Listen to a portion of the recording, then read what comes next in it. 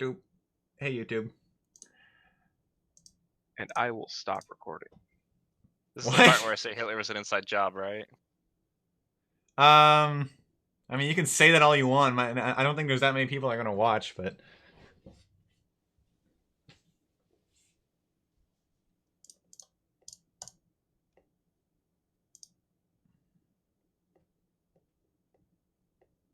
either way, it's fine.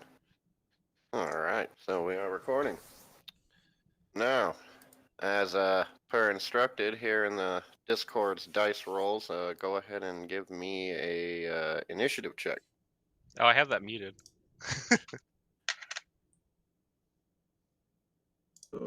I can't see anything in that channel. which one? Yep. Specifically in player dice rolls, you said? Whatever. Yes. I'm just gonna roll on roll 20 because it's there. Yeah, that's probably easier. Yeah, that's fine.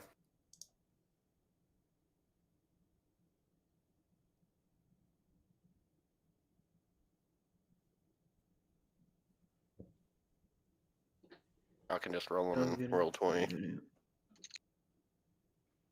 Hold on, getting the character sheet. Being slow.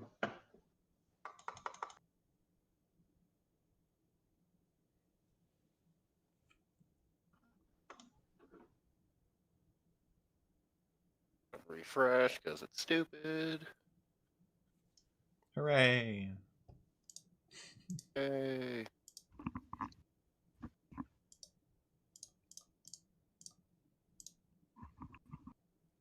Alright, so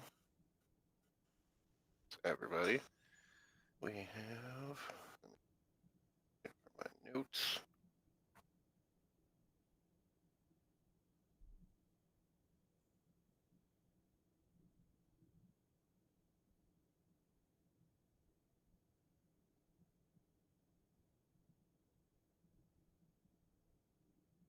Alright, now I know this is going to seem a little backwards, but for the sake of people knowing the information I need them to know for compared to what time they're in, Nox, you are going to be first. Yeah, whatever works. So,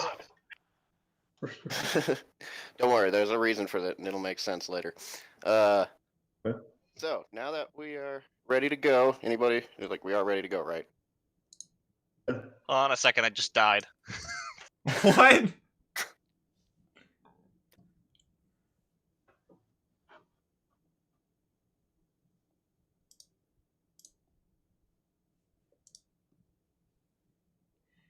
Anybody capable of playing taps? I mean, I know we don't have a bard, but...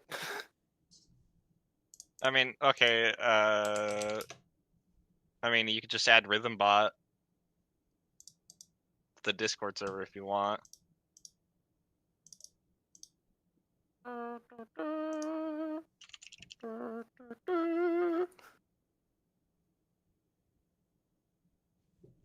Pretty good. If Hey, you Siri, want play music and taps. stuff like that. Yeah. I was just joking. I mean, if you want actual music, I mean, there you go. Yeah, I just don't want to. But you'd have to. There's already going to be enough noise between, everybody here, so Yep. music probably is something you should keep to your own area and listen to whatever you feel like. That's usually what I do.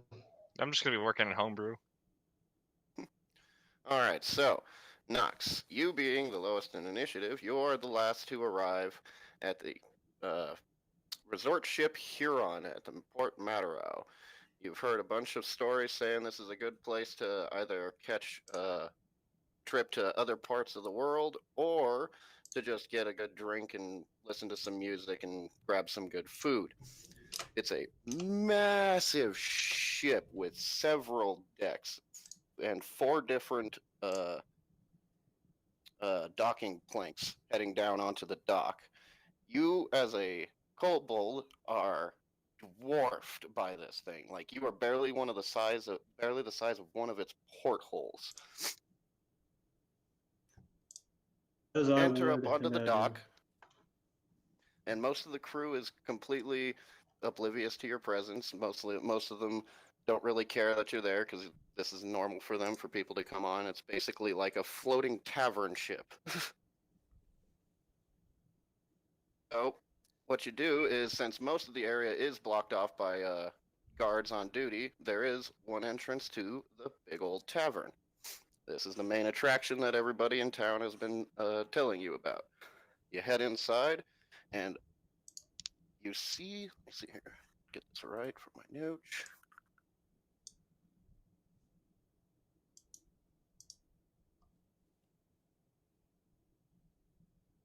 All right. So aside from the other PCs, you are going to see a young black-haired lady standing at the bar, carrying on, serving a massive order of drinks to the various patrons at the bar. You've got a clockwork bard over on a small little stage on your right side, and he's playing like 4 different instruments with 4 different arms. Pair of drunks over on one table, a dwarf and a gnome, just, arms around each other singing a drinking song to the tune of the bard's beat. And a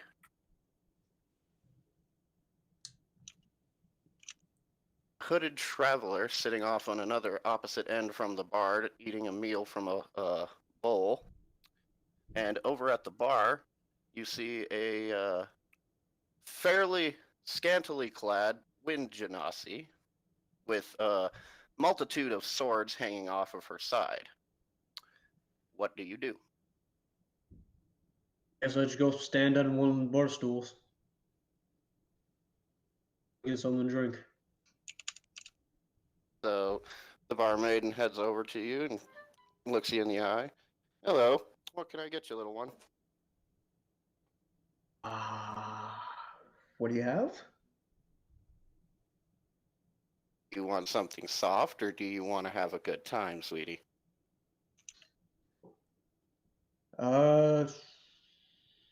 Something soft. Never really drank liquor before. Smiles. Up here, what does that mean?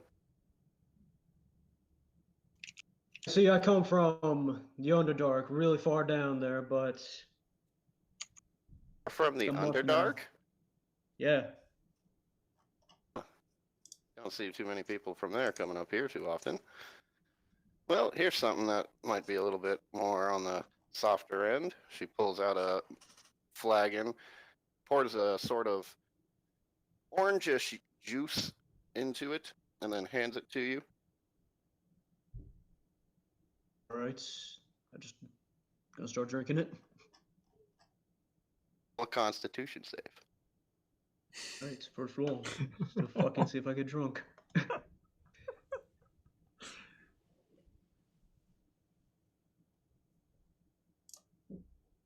She's really damn slow to come up. Unexpectedly, that is something I'm good at. Oh, yeah, and you gotta set it to where you're not rolling at advantage in your character sheet.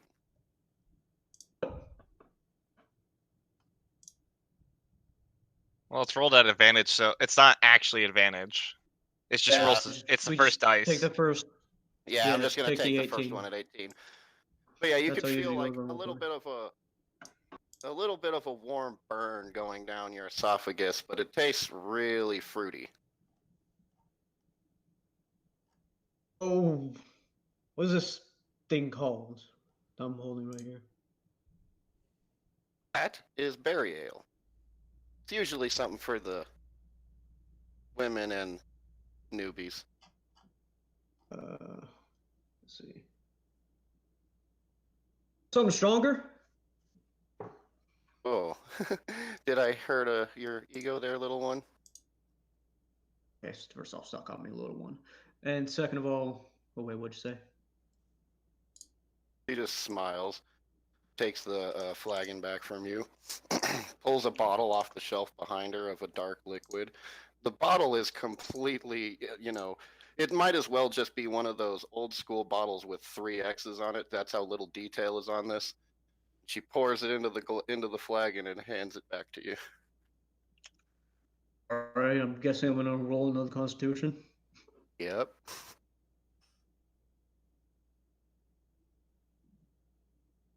Same again. exact, yeah. So, You feel the same burn, only it is way, way stronger, and there is no sweet flavor to this. It tastes like straight slop, and it burns going down. You almost want to gag. Okay. That was good. All right. Now, anything else you want to do, or are we good to move on? Very good to move on. Who was the next? Chains. Chains, what do you want to do?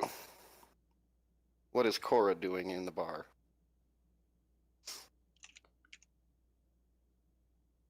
She'll probably just find her way to some most empty or mostly empty table.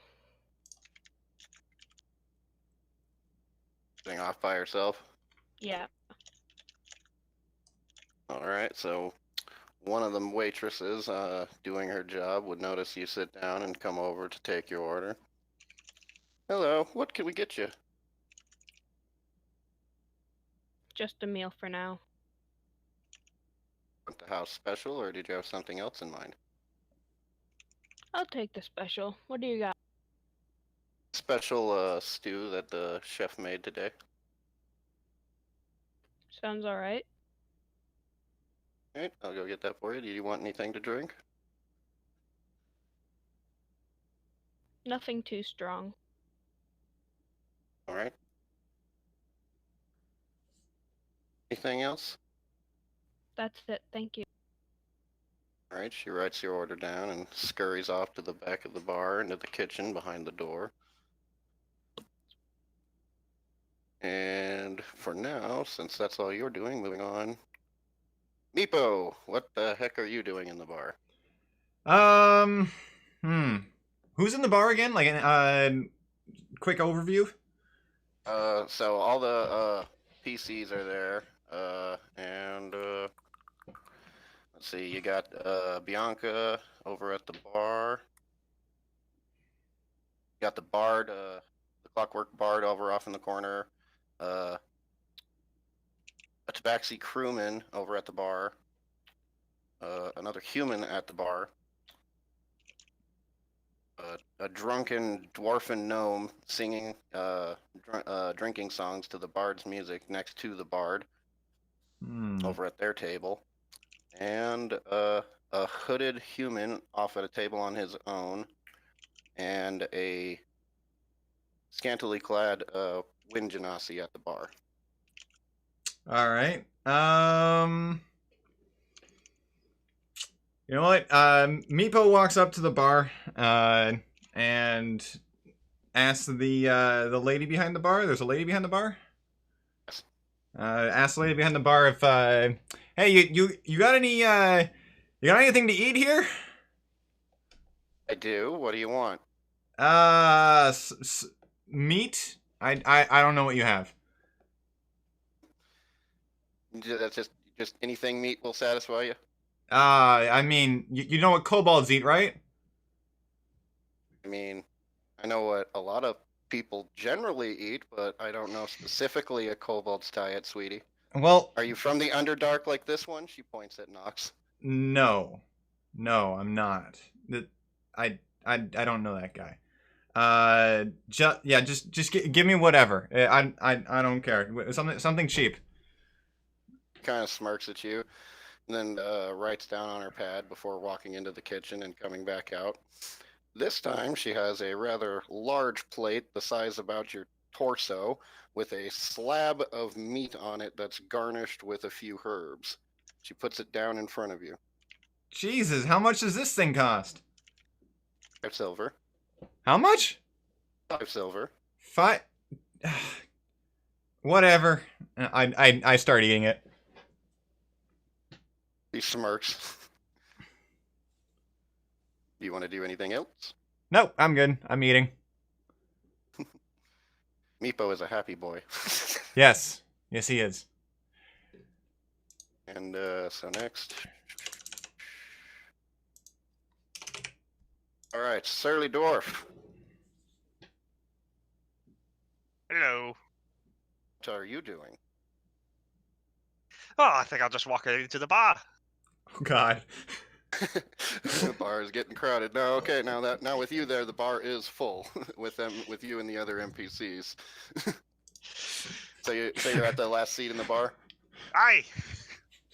All right, so Bianca comes up to you, ready to take your order. Hello, what can I get you?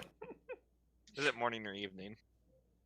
It is evening, fairly late actually. Evening to you. Can I get a spot of, if you got any dwarven ale, I'd like that very much, and maybe the house special. All right, and I'm assuming you want something really strong, yes? Aye, sure, why not? I got nothing to do tomorrow. She smiles and walks into the back.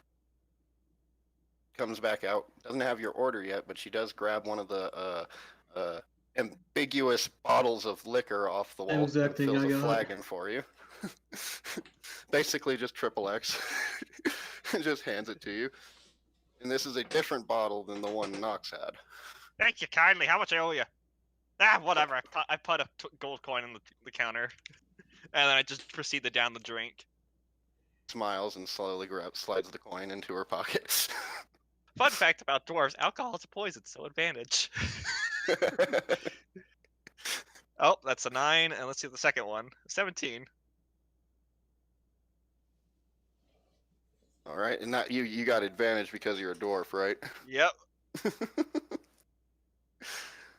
That's yeah. You just down it like a champ. You can feel a nice warm sensation in your chest. Nothing you're not used to. Ah, that was good. Downed it already, huh? You want another? Sure, why not? Just fills it up again with the bottle, smirking. Maybe I'll join those folks over there singing. It's like, you do that, sweetie. If you need more, just let me know. I'll bring you Ah. food when it's ready. Goddamn dwarves. That's Meepo, by the way. That's not me. Oh, you got a problem with me, lad? No, just leave me alone. Oh, fine. Fine. Fine. We're gonna head over to the bard. No, I was gonna head over to the singing dwarf and gnome and just like, Okay. So technically, yeah, you're heading over to the. so just ask like, "Cap for another," and then just join them in the performance.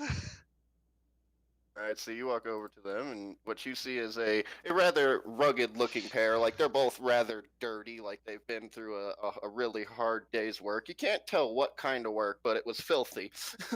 They're both got soot on their face, and what little of the gnome's face you can see, for the most part, he's just got this little sort of cap that covers his eyes, this bulging circular nose that almost looks like a skin color clown nose, and this fluffy beard that could, do honor to most dwarves. And he's got his arm around his dwarven buddy, who has an equally rugged beard, though his face is actually visible. And he's got a sort of, what are they called? I'm drawing a blank on the name. It's almost like a barrette on his head. And it's like You a mean a beret? dark, it's a filthy dark, it's got a hole in it. Like, this thing, it looks like it's been through like 5 generations of hand-me-down. And these two are just like the happiest bunch in the entire freaking bar. They are just swinging back and forth, flinging their freaking drinks, sloshing them everywhere. Getting a little on you as you approach, I don't mind. I'm a dwarf. obviously. And what we're gonna do? Hey, lads, care for another to join you in your merry song? Cars, get your ass in here, you fuzzy bastard! All right, and I proceed to join them in the singing. Murph wraps his arm around you and clutches you like a fucking bear hug. Just starts swinging you back and forth while the bard starts playing a slightly more lively tune. All right, well, if you want to move on to the next person, I'm fine. Alrighty then, so... the right page, what am I doing? All right, so Merrick, what are you doing? Who looks the least distracted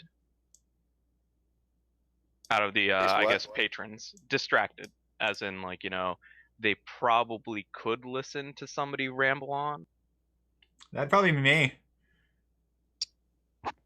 Me. Yeah, it'd be either of them or the hooded human off by himself over eating some stew. I think it would be Merc would actually, I guess, Actually, head the over. Genasi's also not very distracted right now. She's keeping to herself. Okay, out of those 4 people, who looks the most dangerous? I'm not gonna me, fight him. obviously. Not me. It's the most imposing? Is that what Yes, you said? the most I, imposing. I mean, I'd say I'd be the most dangerous, but not the most imposing. Not at all. Not gonna lie, I'm invested with a lot of gear. I probably have a pack twice my size on my back.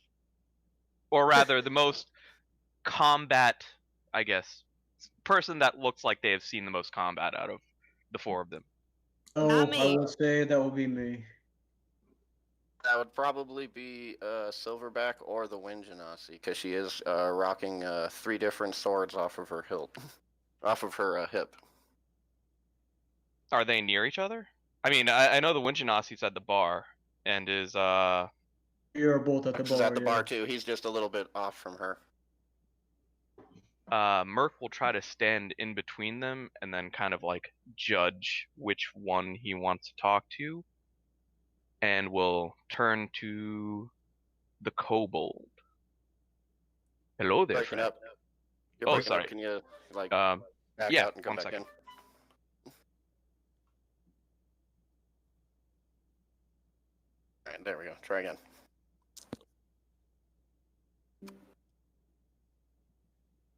Can you hear me now? Second. Hello? Hello? Can hear you. Yeah, I can hear Okay. Sorry about that. So he's going to go ahead and turn to Nox. That's the kobold, correct? Well, there's 2 of us. So Both it's both me, of us are at the yeah. bar. That's basically if you're sizing these 2 up, you're looking at a grizzled little kobold who looks like he's been through some shit, and then a femme fatale sort of Wind Genasi. All right. Hello there, Mr. What is your name, little one? Ox. Nox. Very interesting. You look to see as though you have had a lot of experience in the combat, yes? What was the last part? Have you had much experience in combat, my friend? Not really combat specifically. No, I had a little bit, but I've had a rough time. Wait.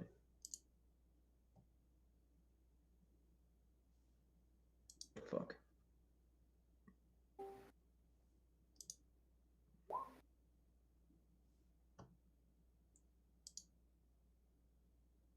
Are you there, my friend? Yes, okay. No, not specifically, no.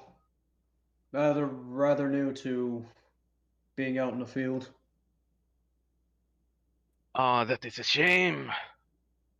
You see, I have a lot of experience in combat, as you may already tell from my imposing stature. What are you again? You just see a slightly armored goblin about your size. I mean, a little bit bigger than you. What do you mean? Who am I? No, Do you I was not know my- out of character. I was asking, like, Oh. what are you? I'm a goblin, Goblin. Yeah. armored goblin. Yeah, sure, I'd believe that, but what's your point? I was just hoping to find someone around here who may be interested in sharing tales of daring do, among other things. maybe someone who is interested in dying with me one day. At this, the Wind Genasi kind of turns her head over towards you. This has now interested her. I'm also listening in.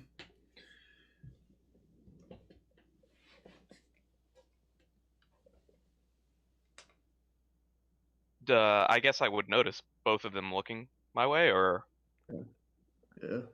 You can see my eyes shifting over to you every so often. well, if anyone is interested, I don't have a job currently, but I am looking for one. Perhaps any one of you may know where I can wet my blade on some Sobu flesh. Can't help you because I'm also looking for some work. That it is it is what you call a shame. I speak up. What? I kind of yell across the bar. What kind of work are you talking about?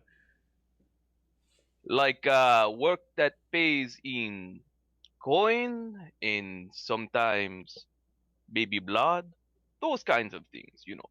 Good So, work. You're not only after money, you're also after blood. What else would I be after?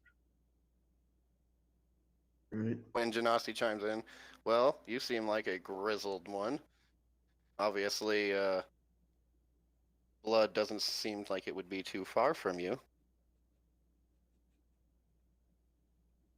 Well, my dear, I don't believe I have caught your name. What is it, if I may ask of you?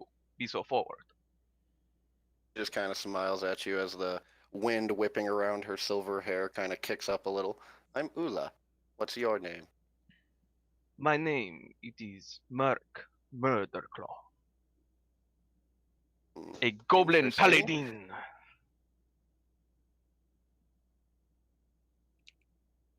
Well, I And don't you- know if Go ahead. Sorry. I don't know if anything around here is paying too well, but you don't have to go far to find some sort of blood. Just outside the town, there's plenty of things that could, be killed. I take it you have experience in these plenties of things to be killed. No? My specialty is more in people than in monsters. I mean, yeah, sure. There's things everywhere that can be killed, but where we can actually find some money for it. I don't know. Hey, Bianca, you know anything that's paying? Bianca kind of just turns around from her spot in the bar, cleaning a mug. No, what?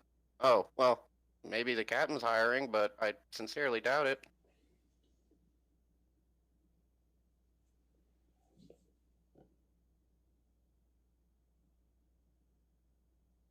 Then we must forge our own path through our own convictions of blood and gold. You there, small tool, lizard people. What are your names? Bolts. lizard people? Yes, you are small, kind of like lizards, but with what are they called? Those things on your head. Horns. Yes, Ed, yes. What? Where are you from? I am from the Goblin Wood City. City. Oh. Oh, right. My name's Meepo, in case you were wondering.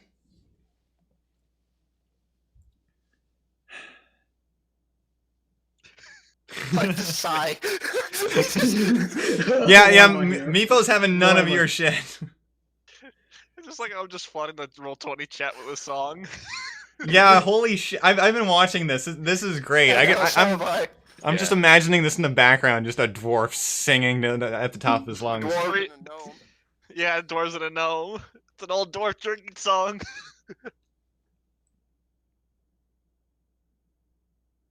Well, you, Nox and Meepo, you two look like the adventuring sort, no? Desiring gold and possibly blood. Blood, not so much. I'd rather keep as much of mine in me as possible. However, gold is something I could use. To be honest, I'm just trying to look to survive right now. Survival's nice. Survival is, is yeah. okay.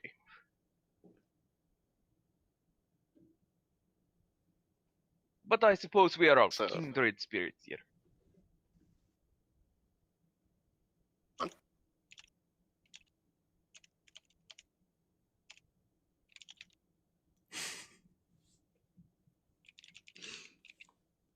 I just yell out to the dwarf and the gnome, "Can you guys keep it down? Jesus! I mean, gods! Well, Who is you just who see- is this?" You know just what? see Urga yell back. Everyone's Well, like, hold on. who's Jesus? Well, Sorry, it's a guy I knew back at back home. Another will a couple. drink let you let us sing? You know what? Nox is gonna walk over there and just without even asking, just join in and start trying to mimic the lyrics of what they're saying. Performance check, because you have no idea what the fuck you're doing. Yeah.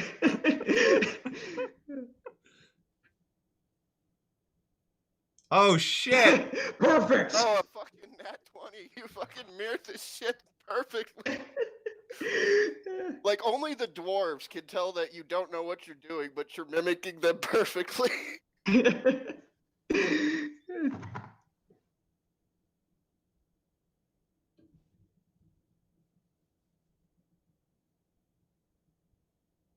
Else want to do Alright. anything before we move on?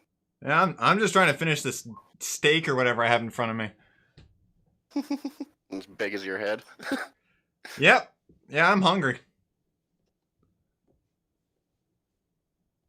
Alright, so then I guess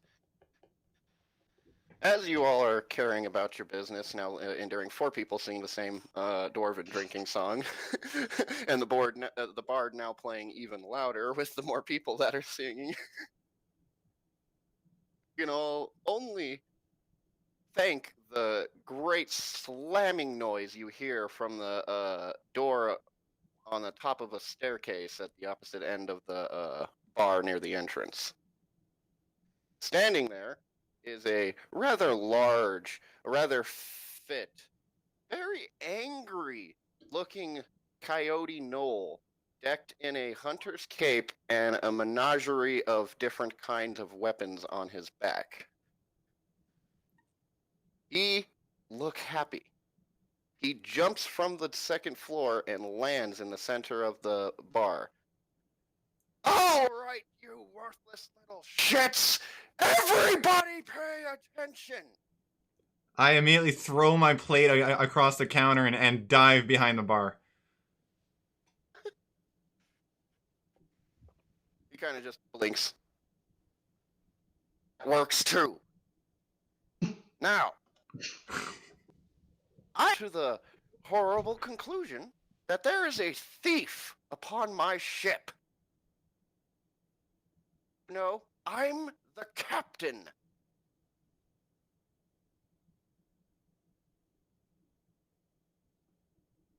Urga just kind of looks at the gnoll, just stating, well, what about it? Kind of glares at you as from the same doorway you can see a older blue scale dragonborn kind of cripple walk his way out with a large staff, using it as a cane, and he's kind of slowly moves his way down the ladder. I mean, not the ladder, the stairs. It's just like, everyone just calm down. You'll have to forgive the captain. He gets a little angry at times. Shut up, Halgar. We don't have time for this. If fucking Blackheart finds out that it's been stolen, we're all going to die. That even includes the people who didn't steal it. Oh, can I roll substance check to see if there's anyone shady looking around the room? Well, I'm behind the bar, so Everyone kind of has like their attention turned to the knoll in the center of the room at this point. Yeah, I'm just trying to see if anyone is looking roguish. Aside from the female halfling and the cloaked human off on the opposite side of the room from her, not really. Alright. That seems pretty roguish to me. A little rogue and a hooded human. Great, thanks. Whoa, do you know anything about what's been stolen? Any information? Maybe we could help. Or you're just gonna Is sit here a spouting about it. ancient.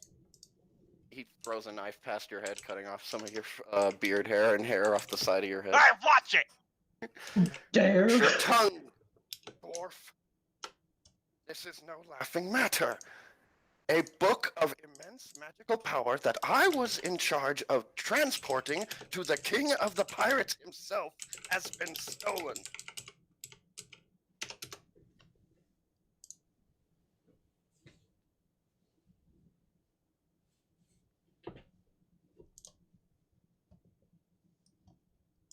Out of character question, are we in port or are we in out at sea?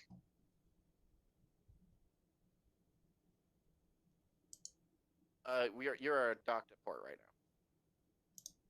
now. Well, sounds like we don't have much time before they make it out of the boat. Meepo, Oh, that's Meepo. not going to be a problem. I've already made sure no one's getting off the boat, and my good quartermaster Halgar here has already divinated that it is still on the vessel. The problem is, due to its magic, it cannot be pinpointed. So, I'm just gonna go ahead and just empty everything I have onto the floor real quick. Just open my vest too. All right, describe the menagerie of stuff that comes out. Alright. Lays down a musket, pistol, some bullets, a couple of hand axes, commoner clothes, playing cards, and other stuff like that. Really nothing interesting, really. Aside from the guns. One of the humans that was standing at the bar, along with the Tabaxi, both kind of run up to the Coyote Knoll and kind of give a sort of salute. Captain, you need anything? The human says quite eagerly. And the Knoll just kind of looks at him. Not right now, Bernard. We can wait until one of these people decides to come clean. And maybe, just maybe, I won't throw them at the mercy of Blackheart. Urgot kind of just looks to the two drinking buddies he's been with. Hey, fellas, you know anything about this? Dwarf kind of just what? No, what? We've been here this whole time. You can ask the bard. All right. One more. So Urgot's just gonna cast detect magic and look around to see if there's anything noticeably huge fucking magic, because apparently it's a super powerful book. They said it couldn't be detected by magic. All right, so sweet. Oh. You can discern it. I mean, I can just tell at least if it's magic. If it's hidden from divination magic, that'd be a difference. Like, if it was hidden from divination magic, then how would he know it was still in the boat? Oh, okay, yeah. Oh, like they can detect it with the divination magic, but they can't figure out exactly where in this specific radius it is. Yeah, and what detect magic is, it's basically, think of it like night vision, but you can kind of see what glows. Yeah. So it's like I'm putting on my filtered glasses and looking around to see what's glowing. And while he's doing that, I'm putting everything back on. And I'm attempting to sneak out. Who is casting detect magic? I'm sorry.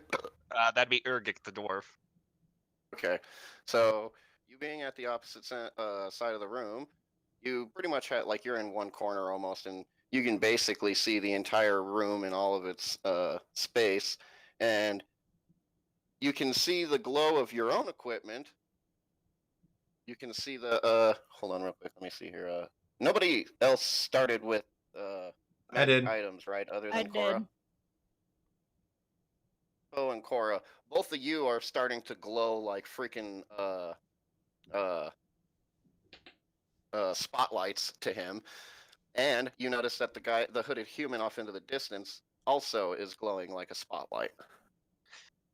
All right. He's just kind of walking around the bar, taking note of everybody around him that's glowing. Oh, and, Uh, and I forgot the bard, the clockwork bard, is also glowing. all right. Except he's the I brightest. have also If- forgot to mention a detail. There's also a blue pseudo dragon just laying on top of my head. Yeah, that would be emitting magic too. Oh, Alright. it would? Oh. We can see Urga that. in a somewhat drunken walk, he just kind of goes, "All right, that one," and he points at the hooded man. That one, and he points at the. I guess was it one of the kobolds that had magic item? Yep. And that one, and he points at the. What was it? The. Mind you, as you're pointing at the kobold, he's like trying to sneak away out through the back door, and you catch him. That one, and I think it was a. Was it a human woman? I don't remember. No, I'm sorry. So we got Breaking the Chains, who is a halfling rogue. She's glowing. Meepo is glowing. The pseudo dragon is glowing, and the male human traveler with a cloak in the opposite side of the room is glowing. So yeah, he just points at all four of those people, like, all right, look, them's glowing with some kind of magic, don't know what. Could be a fancy book if you search them. Noel immediately looks at who the four of the people that you pointed out, and he kind of looks at the two crewmates that kind of are standing there at attention to him, and he kind of just nods, and they both fucking immediately move over. It's like one, the tabaxi moves over and grabs Meepo and drags him over to the center of the room. The human goes over and pretty much forcefully drags the cloaked guy over to the center of the room, to much of his protest. He's like, hey, let me go, I didn't do anything! All right, what's the magic thingamajig then? What do you mean my bag of holding? He pulls off the bag from behind his cloak. Oh, mind if I see that for a second? I will take Fine. it. He All right, I pulls turn it it out. inside out. Yeah, he turns it in. He was going to do that for you and just dumps it all out on the floor.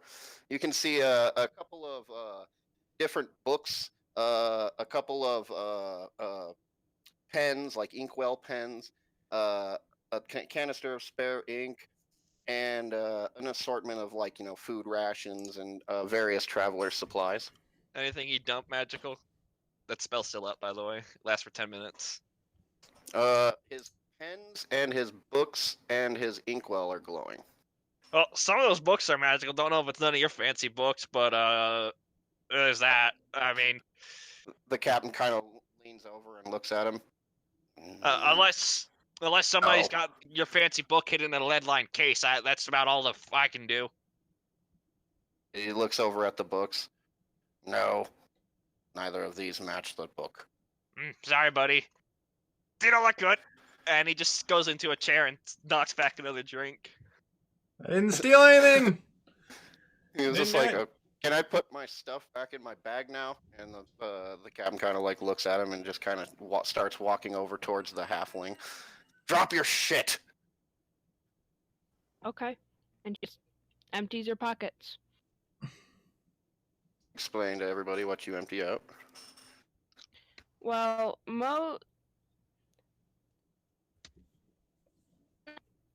Breaking up. I know, sorry, I'm on push to talk. You just got, some basic tools for adventuring, some torches, stuff like that, just a couple of tools. But then she also pulls out 3 hand-carved trinkets. She pulls out a green tree, a black dog, and a white feather.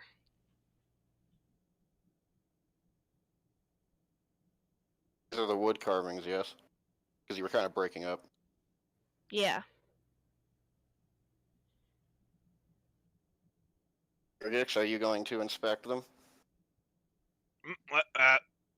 So So you just kind of cast look. detect magic?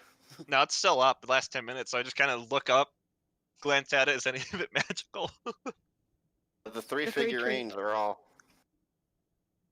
No books or nothing, so I don't know if I don't know, maybe one of those figurines transformed into a book. That'd be kind of funny. Noel kind of just looks down over the stuff, doesn't see any books, and immediately kind of loses interest. He's just like, "Who here has rooms?" As what? Rooms. Like, who's renting a room? I just came on. Basically, you just see the Wind Genasi, the hooded traveler who had the bag of holding raise their hand, and all of you, well, particularly Nox, you were trying to book passage on here, so all of you do have rooms because your goal was to book travel. Man, I just came on for the first time about 10 minutes ago. I mean, I booked a room, but I haven't been to it yet. Ah, that too. He turns over to the Tabaxi crewman who yanked over the red kobold. He's just like, "Go tell the crew to start searching every quarter. Tear them upside down if you have to." And like Tabaxi just kind of like quickly salutes in his drunken stupor and runs off. Still carrying me? Oh no, he left you. Okay, I start inching towards the door. Although that would be kind of funny if he carries you off. It's like, "Without the kobold!" And he comes back, puts you down, and runs. Mm-hmm. All right, I'm assuming I'm on my feet again. I'm gonna start inching towards the door again. He's already looking back at you. He's That's fine. I'm still inching towards the door. That's magical. Nothing. And narrows his eyes. You better roll deception. 22. All right, let me roll insight. I mean, all I have to do to look at you is confirm if magic's there. Shh. What the hell is his? Also, rolling insights. Although it probably won't be enough.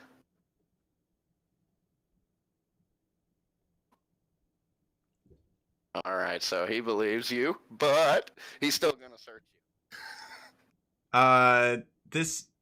Because he knows that everybody that tends to carry magic items, but he's still making sure he's checking all his corners. Okay, Is he forcibly searching me, or? He's kind of, yeah. He's kind of like he's mind you. It's like how tall is Meepo exactly? 2 feet 8 inches. All right, mind you, this guy is almost 7 feet tall. Okay. And if you don't, I'm going to have to roll an intimidation check on you. You say intimidation? Mm-hmm. Okay. You know what? All right. Yeah. Meepo just says screw it and starts dumping everything out of his bag as fast as he can. And what are you dropping for the crew? I got a component pouch, the backpack itself, 2 days of rations, a water skin, 2 daggers. I'm wearing common clothes. I've got my staff. I'm wearing a cloak. I got a small knife, a map. There's also a sling and a bag of bullets. And then also a lizard falls out and looks around confusedly. So Lizard's like, "What the hell is going on?" He kind of looks over your stuff. He's like, "You're a freaking mage, aren't you?" No comment. And just glares at you. Well, you're useful, at least in certain situations. As long as you don't take a hit, right? And he smacks you on the back, knocking you over. Jesus. Yeah, well, fall over. He gets up. All right. Now I need to find out, and then I need everybody to roll a perception check. Woo! Ooh, nice. Check my notes right quick here. Oh, that was not public, but mine was an 18. Oops. I accidentally said that only to 14. the GM.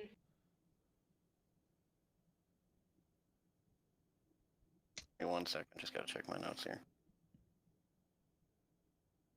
Oh, yeah, that's what I'm looking for. Okay, so we got 11, 15, 15, 18, 14. You all start hearing a ding, ding, ding, ding, ding, ding. It's very faint and very far away, but you can tell that's the fog bell of another ship. That was a very good ding. And then Growl kind of like, his ears kind of like lower, and his fucking eyes widen. Shit, he got here fast. And then Halgar, the Dragonborn, kind of like walks up to him. He's just like, well, we did send him a message saying something was stolen. Have you ever thought of him to not show up when that happens? No. So he looks over to the rest of you. Everybody on the deck now! And starts forcing like everybody, like even the bartender, out the freaking tavern out into the open deck. There's no need to shout. He's like, Urgot deal with tries it. to It's better than Urgot- dying. Urgot tries to take another flagon of ale before he goes out. Yeah, and do I have a chance Drinking as to? you walk. Drinking as you walk. The freaking human crewmate that is wearing like this weird black mask over his eyes, No, he was pushing you. He's trying to grab it and then go out. Oh, you can grab it. Do I have a chance to collect all my shit off the floor? Yes, everybody's had enough time to collect their stuff. Okay, good. I'm attempting to hang back. Nobody's going without their shit. I'm going to try to hide somewhere. I'm not. I don't want to go out on the deck. Play stealth check. All right. That's what I'm good at. 17. And anybody who wants to know to see if they can notice him doing this can roll a perception check. I'll roll for shits and giggles. Oh, even with Okay. his +5, he didn't notice. I rolled 11. This is a really good flagon Hold of on, ale. there's another one I gotta do this for. Hold on a sec. Where are you? Where are you? There you are. Sneaky breaky like.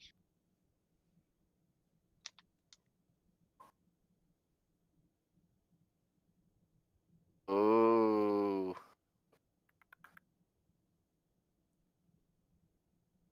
So close, but no one noticed you. All right, I'm hiding back behind the bar. This is like, please don't notice me. Please don't notice me. Please don't notice me. Yep. Stress petting your lizard. Yep. All right, so everybody gets forced out except Meepo, who's hiding behind the bar. And as Because you're that'll all go well.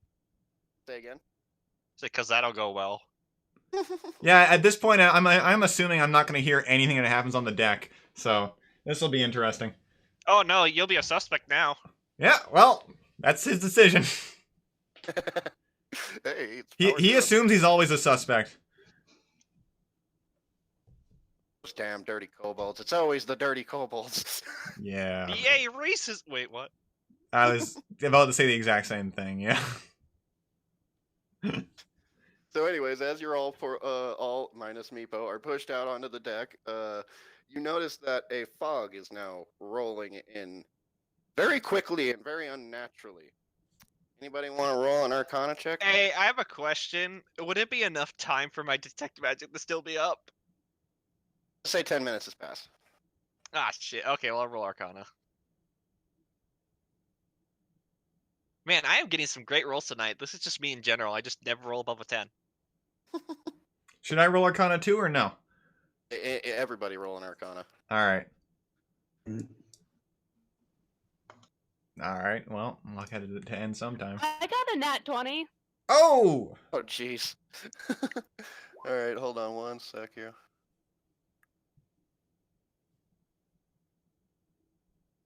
Fellow dumb boy Knox.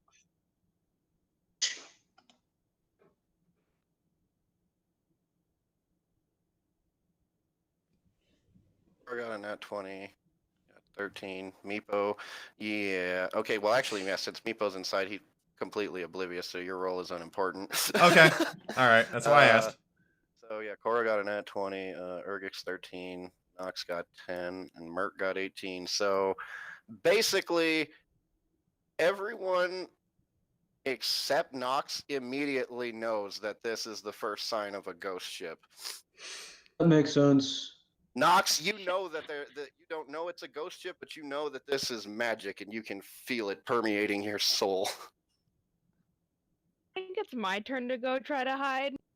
Are Yeah, you going oops. to? All right. I rolled a Let's see. 22. Where are you gonna try and go hide? You go back inside the tavern, or would you like some more reference on what you can do in the deck? I just want to know what I can do. Like, what is there to hide? Oh, there's two massive forward masts on like the side, like sort each one's more. They're not on the center; they're off to the side on either side, and they have like sort of triangular sails, and they have the riggings that you could climb. You can sneak back into the tavern, like I said. There is a stack of crates and barrels over near one of the gangplanks that leads up onto the deck that you can hide behind. And it is on the opposite side from where this fog is rolling in from, because it is coming from out at sea. So pretty much those would be the only three places that you could actually take cover. I'm gonna go hide around the masts. One of the masts. You gonna climb it or just stay on the deck level? I'll climb a couple feet up. Like high, not so high that I'm in danger of getting hurt if I fall, but high enough that most people will not notice. Above the average eye level, is that what you're getting at? Yeah. Okay. Make you roll for anything for that. That's simple enough. Let me do a perception check real quick here. Oh, you poor thing, you. The masked crewmate immediately notices you and walks up to you, grabs you behind the scruff of your neck, and pulls you off this mast and puts you back in the center of the group. Damn it. I'm sorry, you got a nat 20. Oh my god.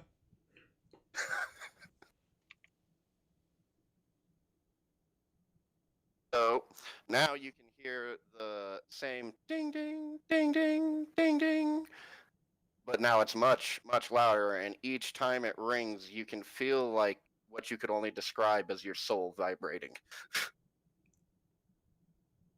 Thicker and thicker, and now you can barely see outside the distance of the ship itself that you're on. Urgic's trying to hide his fear through the sheer power of drunken bliss. Growl is kind of like, this is not good, this is not good, this is not good, this is not good. He's just like, if we don't find this thief, we are all going to die very painfully. It is a good as Now, time as ever. as he says that, Halgar points into the fog. He's just like, here they come. And you start to see a ship, the silhouette of a ship appear through the fog, and it is almost barreling directly towards this ship. And it is almost... Actually, this is a bigger ship than the resort ship that you are on. Sounds This like thing a is galleon. this is a dreadnought. Oh, okay. Well, talk about big. This thing starts to materialize out of the fog. And as it does, it slows itself down, its bell still ringing louder and louder, bringing itself to a slow stop beside the ship. Next thing you see, large gangplanks folding out from the deck of this ship, and they load down onto yours. And a innumerable amount of pirates just rush down onto the deck, surrounding everybody, and there is at least 20 of these guys, and they are scouring the entire deck, and most of them have their weapons pointed at you, being guns and swords. What do you do? Lovely ho, fellas! The drunken bliss. They say nothing. They're just kind of scowling at everybody. And they are various different kinds of races. You got tabaxis, you got humans, you got a couple of gnolls, you got some kobolds. Basically, anything you can think of, there's at least one member of that race that's serving as a member of this crew. They're not particularly friendly, are they? And the gnoll captain kind of just looks over at you. No, they're not. Especially when All right. something's been stolen. Do Oh, they sounds like we have to solve I- that now, don't we? are they entering the bar as well? Yes, they're flooding everywhere on that they can reach from the deck. Okay, Meepo's attempting to enter one of the cupboards. Roll a stealth. Okay. I'm waiting for this to fail at some point. Nope. Or you're doing good. No, it's still pretty good. 21. Oh, first guy doesn't notice you. Second guy doesn't Oh. notice you. And Got third guy right in doesn't notice you. action. You lucky little guy. All right, I'm in one of the cupboards now underneath the bar. Who's hiding? Who's able to hide? And now that all of these pirates have surrounded this little group of people that Grau has presented on the deck for him, you see a silhouette through the fog appear and start walking down the gangplank on towards the ship. I need everybody to roll me a Constitution save. Woo! Except for Meepo. All right. Yeah. I got a 2. Oh. So did I, kinda. Everyone's The below second- 10 but me. What you see is a... Here, actually, this is actually be a better way to do this. Picture? Yes, I do. This is sort of a big deal. It's a big deal.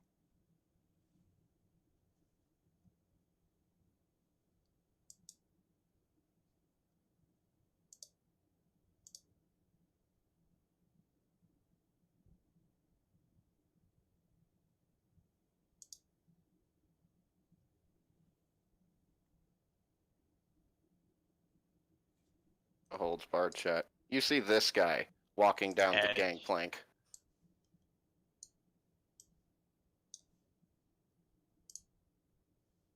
A second, At that point, Cora pulls up her hood and just tries to disappear into the crowd.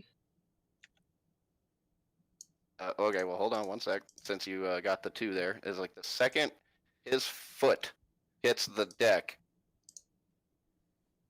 one of you, except Urgic, who, through his drunken stupor and magic aptitude,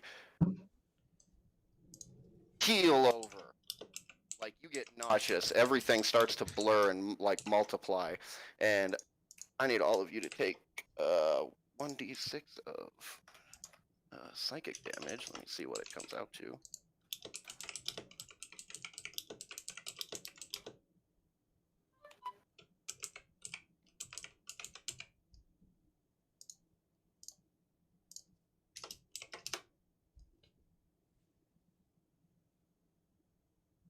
I'll take 3 damage from this. And Cora, you throw up. Great. That food that you just ordered kind of just comes back up. Now, this guy doesn't say a word. He just glances with a blank face over everybody on the deck. Ow! And the freaking Knoll captain immediately moves up forward and gives a salute. Yes, Captain! These are all the people left on the ship, yes? Yes, Captain! And you have confirmed that it is still on your vessel?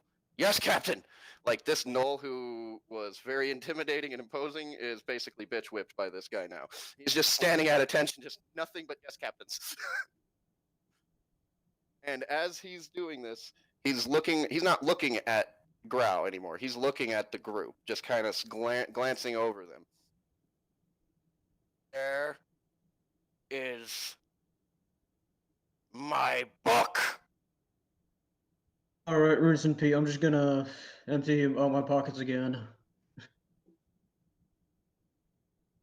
It's like, we've already confirmed for the most part that these individuals here are not responsible. At least they don't have it on their person, sir. He kind of looks over at Grau. Then back to you. Keep your shit in your pockets, lad. I'm gonna make this very simple. So Until first light to find and retrieve my book, or all of you are going to know what it's like to be dismembered by the forgotten souls of the sea. Clear. You just see Urg, weirdly enough, that he just stands straight at attention, as if he wasn't drunk at all. Understood. Yes, sir. a nod. Respectful one. I like ye, lad.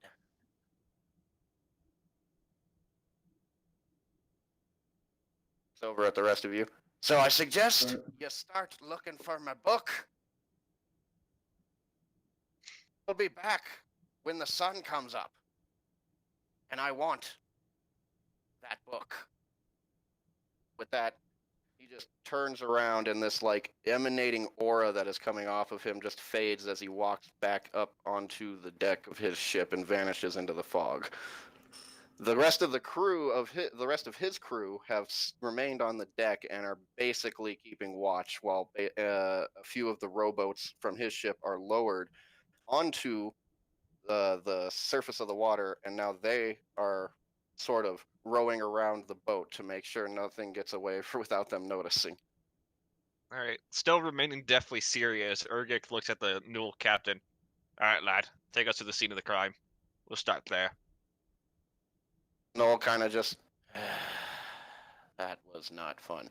And he just kind of waves you along. He's just like, anybody who wants to not die, I suggest you start helping us. And so he starts heading down Go. towards the door on the opposite end from where the tavern is. And Urgik just kind of leans in the kind of whisper to the Newell captain. And I suggest you work on your counting skills. Your what? I suggest you work on your counting skills. Counting. He kind of just glares at you, and heads his way. Him and Halgar lead the way down to the down this stairway that he opened up, and this leads into the hold. There's now a long hallway and about 4 doors on either side. Leads you down towards the end of the hallway where there's a singular door that's, barred up and locked. Pulls out a key, unlocks one of the locks, unlocks a second lock, and unbars the door, opening it. This is the hold.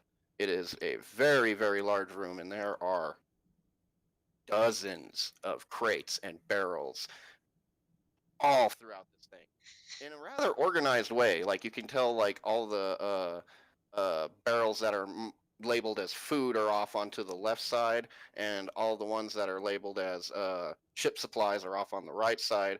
And then there's a caged off area in the opposite end of the room. This is where a broken gate now lies open, and what looks to be a pedestal for something that is no longer there.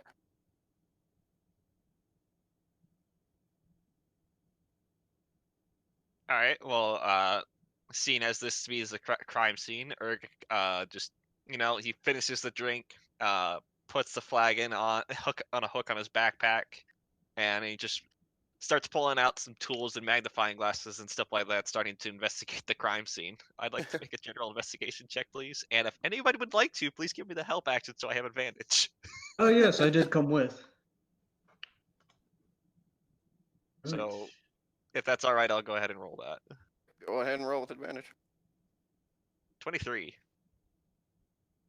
All right, so you see that for the most part, like, everything seems completely undisturbed, honestly. Like, it's almost like someone system. They like stole this thing without leaving any sort of evidence.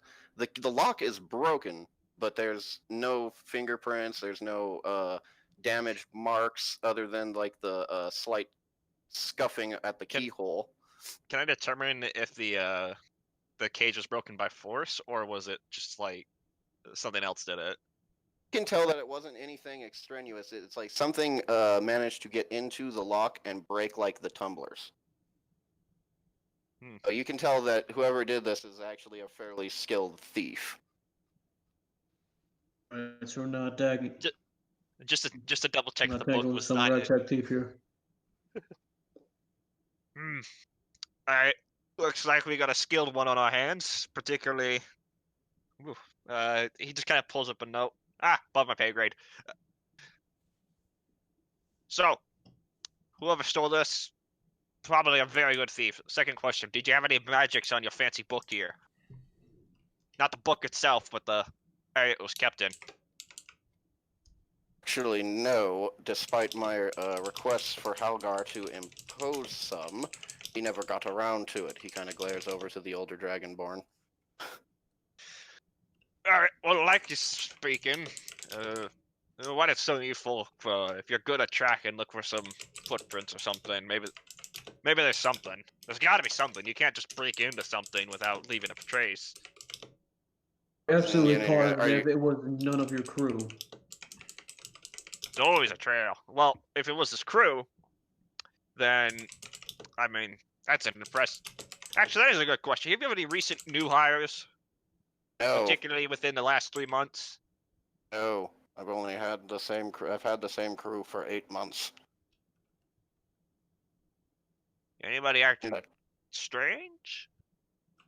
As he kind of stranger than usual. To be fair, my crew is rather odd as it is, but Bianca would know better. She tends to keep track of them. He points over to the barmaiden. Bianca, has anyone been acting weird? She kind of just shrugs at him. Well, that doesn't help much. My crew, they know better than to cross Blackguard. They know better than to cross me. So All right, it was an well- outsider. This outsider's got some balls. You have no idea. Making an enemy of Blackguard is the worst thing you could possibly do. Well, while you lie, I suspect this thief is either, I don't know, taking a swim with your fancy book, or somewhere hidden on this ship. Algar, rerun the divination spell. See if they're still on the vessel. He kind of shakily pulls out an orb from his robe, looks into it, and it glows a bright blue, and anybody who rolls an Arcana check can see what's in this as well. Obviously, except for me, Gee. because you're not there. God damn. I told you, I don't roll above a 10. Huh.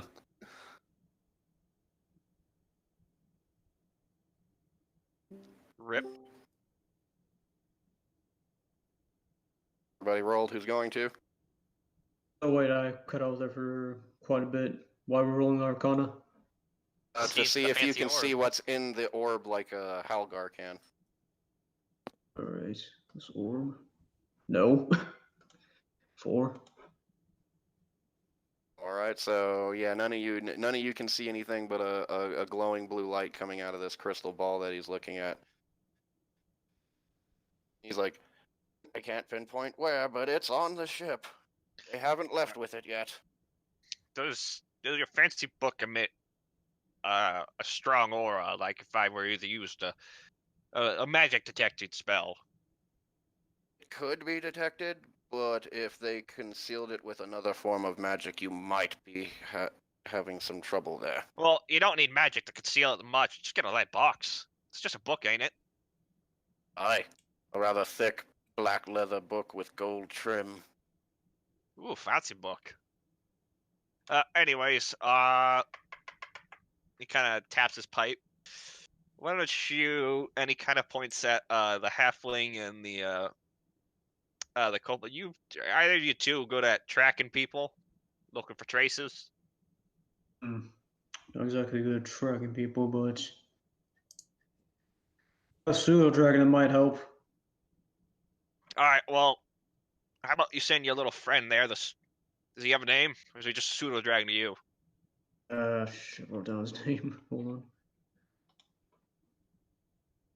on. Her name is Salkila. Sakia. Did I pronounce that? Fuck it, I don't care. It's good enough. Why don't you send Tequila around checking the little crammy spaces? Because maybe this thief is probably a gnome or a halfling or something stuck in somewhere. Now, I'm personally going to walk around and see if there's any open boxes. You, Miss Halfling, sorry, I don't know your name. My name is Cora. Pleasure to meet you, Cora. I'm Urgic. Anyways, I'm not sure what you're capable of, but I think it's best for you to either follow my lead or look around in smaller places where this fella might have hid. Now, regarding everything else, just gonna see what I can do. You folks, you know your ship better than I do, so maybe you know a nook and cranny that I don't. Maybe a hidden Well, I've compartment or already something. got the crew looking at the lower levels. They should be done with the guest quarters soon. Though, if you want to start searching at the highest level of deck quarters, you're more than welcome to. A pseudo dragon's nose would be helpful. I'm a beast tamer myself. I should probably go get mine. Probably should. Maybe you can pick up a scent or something. Get your pseudo dragon pick up a scent or something. Something different here, not the Yes, I briny air of the can. sea. Alright, Has Nox, roll me an very animal keen handling. senses. All right. Oh, is it a familiar or is it a pet? A pet. Oh, okay, well then yeah, you probably do have to do animal handling. Oh, animal handling. Alright, what do you tell it to do? Go and search in people's belongings for this. I described to it the exact black leather book, gold trim, and emits magic. You gonna have it like sniff where the pedestal was? Yeah. Or check Yeah, out the that'd pedestal? probably be a good idea, yeah. And since you got a 10, I'll let that one go. You'll let him get his bearings on the scent. It is a he, right? The she. Okay, so she gets her bearings on the scent. Her head kind of like perks up, whips around. She kind of like glides off the pedestal towards the door and starts like skittering towards the stairs back where you guys came from. You see Urgit pull out like a piton, and he just kind of taps it, and it starts to glow with a blackish purple light. Can I just make a with this? Can I just make a fucking black light? Just to see if that does anything. You're gonna make a black light. Yeah, just a black light, just by tapping. You see a numerous white stains. No, I'm just kidding. Just to see if that and just kind of hold it over the area to see if there's anything that shows up. Would a dwarf even know what a blacklight is? I'm a dwarf. I know what things are. I have a good intelligence score. Yeah, but like even in this day and age or whatever, I don't know. I don't know. I mean, it's light. Stuff usually shows up differently in light than it does in straight. I don't know, the ambience of light in here. I don't know. During dwarf Magical live light. inside of a mountain. I'll be fine with letting him get away with this. All right. I don't know how advanced this setting is, but considering you have like the freaking knockoff Davy Jones coming onto our boat and yelling at us, I figured I can get away with anything. Sure. I mean, who am I to complain? I'm in a cupboard. You're right. You have no idea what's going on. You're just like, please don't find me. Please don't find me. It's like it just I'm surprised they didn't find me. Somehow, 3 guys completely oblivious to you. And I am an archaeologist. I better know what I'm doing. No, I'm kidding. And I assume you're all following the pseudo dragon. And what was her that'd name? be- So gotta remember that. Alright, so everybody's just Kila. starts following Sakila as she like works her way up the stairs, kind of just like glide hopping her way up, skipping like a few steps each time. I'm still gonna stay downstairs in the hold because I want to explore the crates to see if, like, perhaps the thief went inside one of the crates. All right, roll me another investigation. Yeehaw! That's a 14. That's better than. That's still below a 10. Fuck. Still pretty good roll, honestly, because you got fucking +6. Look, man, this is like the second high. This is the highest I can get at this level. So none of the crates themselves look like they've been disturbed. You pop a couple of them open. There's some fruit and vegetables and some like jerkied meat and salted meat to like preserve it. You check the barrels for like the ship supplies, and you can find various pouches like that were designed to go into cannons for gunpowder. You can see the cannonballs. You can see some spare wood for when they need to make repairs, some spare sails, but honestly, nothing looks disturbed. All right. Well, while the others are going upstairs, following the pseudo dragon and do whatever, I'm just gonna put this as a footnote and cast detect magic as a ritual. So that'll take Alright. like 10 minutes. That one's a Good news. cantrip, right? For you? No. If I the detect magic spell, it's cost a spell slot. So earlier I did it without ritual casting, so it cost me a spell slot. Okay, so now you're just Now doing I'm ritual to get away with it again. Yeah. So without expending a spell slot. That works. Yeah, doesn't it take 10 minutes to cast as a ritual, Yeah. though? So while you guys are going upstairs, I'm gonna stay down here and ritual cast it. Alright. Alrighty. And while he is doing that, you guys follow Skila while she gets back up onto the deck, and she runs off to the opposite side where there's another door, and kind of like starts like clawing at it and like jumps up on the handle trying to open it desperately but failing. Alright, I'm gonna try and open it then. All right, the door swings open, and you notice that Grau is now heading off towards like the navigator's room, or I'm sorry, not the navigator's room, the wheel room of the ship. He kind of like separates himself from the group real quick to go off doing that, while you guys open the door, and it's another flight of stairs. Except now this time you're on the opposite side of the ship, so everything's mirrored, and except these are now getting you into rooms.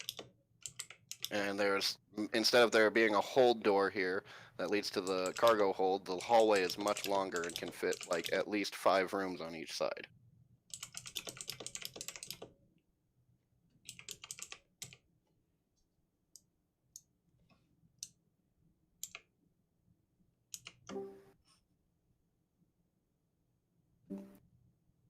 What?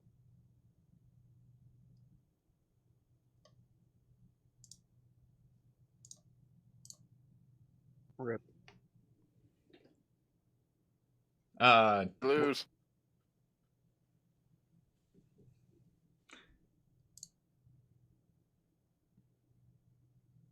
Oh, while that's happening, Meepo's gonna attempt to sneak out and make it to the exit. I'm back. Yeah, yeah. Alright. Who did we lose? What happened? Okay, He's back. everybody's back. Okay. Alright, so there are still 3 guys in that room with you. They're just kind of like chilling out and keeping watch. So are you going to try and sneak past all 3 of them? Yeah, it seems like the only option to him. Let's go for it. Alright, roll me your first. Oh, that's an 8. Ooh. You better hope this dude fucks up. Like, you really better hope. Yes, I better hope that he screws up. Oh, no. And What? he gets a 9. Oh, well, Yeah. shit. As Oh, you're opening the 9. cupboard, it just makes like the most obnoxious. You knock over some cans. Yeah, and a fucking cup falls from the top of the thing and shatters on the ground in front of you, and the guy kind of just looks over the freaking counter and sees your head poking out of the cupboard. He's just like, "Hello there, lad. Where have you been hiding?" And grabs you by the back of your neck. You can roll a strength check to try and worm your way out. There's actually And athletics, I mean. Yeah, I'd rather go with acrobatics. I think that's a better idea for me. It's the same thing for grappling, for it. right? All right. Just explain what you're gonna do and then roll. Yeah, he's just gonna attempt to squirm out, like just Like a scared puppy. Yeah, basically. A 9? doing that Scooby-Doo. Is a 9 gonna do anything for me? Let's see. What should I roll for him to do this? Athletics. Yeah, Right? athletics is probably closest. Or strength if he doesn't have proficiency. Well, either way, it's athletics. It just means the roll's lower. Marble or something. Okay, so I got a 22. So like, as you're worming out, he like kind of like gets pulled over the freaking counter and like falls on top of you. What? I rolled a 9. How'd that happen? You got a 22. Okay. So yeah, he's on Now top of me.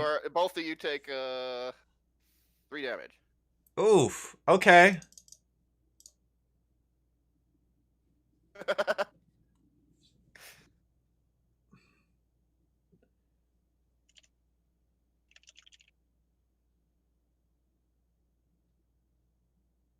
Well, yeah, I mean Meepo's caught, so he's trying to get away, but So he's just squished you like a plushy doll underneath him, and as he stands up, he just kind of grabs you by the scruff of your neck and lifts you up and starts carrying you out to the deck.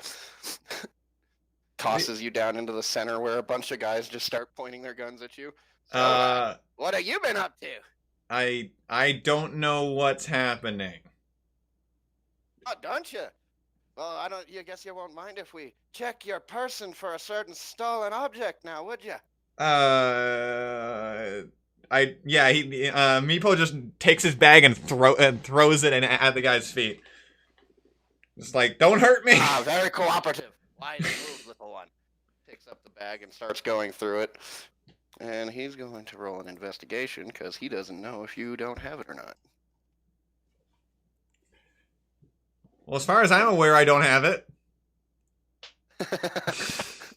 So, like, I swear, as far as I know, it's not on me. Yeah, unless it got slipped into my pack or something. He rolls a 10, doesn't find squat shit.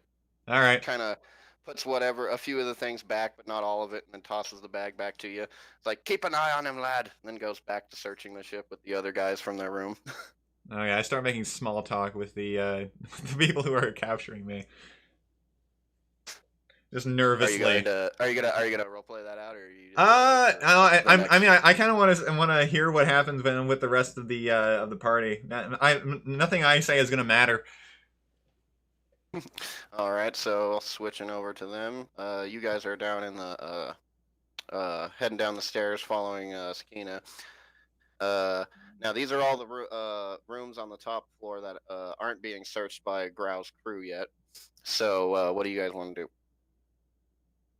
All right, where's she Mind going? you, you guys all have a ticket that grants you your room, and it tells you which room is yours. Well, I'm not concerned on mine right now. I'm just concerned to where my dragon's going. But what if the thief's in yours? Ooh. And that'd be some bullshit. But what's important is that we'd have the book. That's more important. So where's she going? Sakina runs down, goes to about the third door on the right, and starts scratching at it. All right, I'm guessing that door is locked. It is not. None of these rooms are locked at the moment.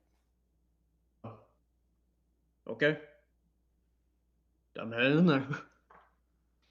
All right. Door I'm creaks gonna open. stealth in. You can see on the door the number would be 5-3,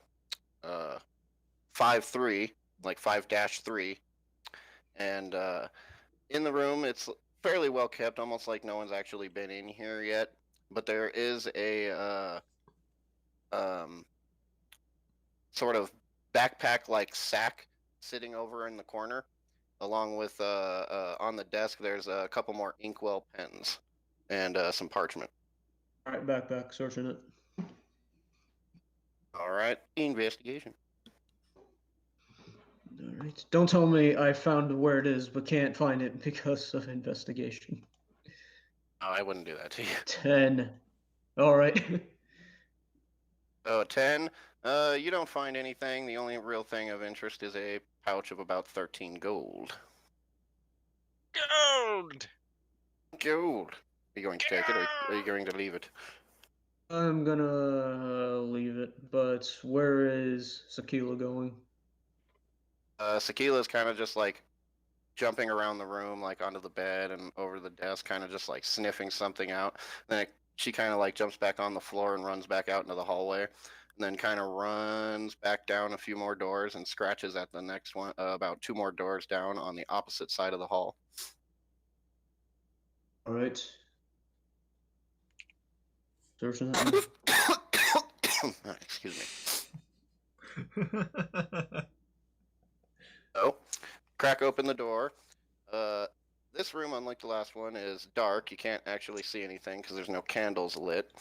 And for the most part, That's fine with me. the bed looks like it's been rustled and lived in. But there's nothing, no like pouches or cases or anything like that. There's just like a desk and basically an open window.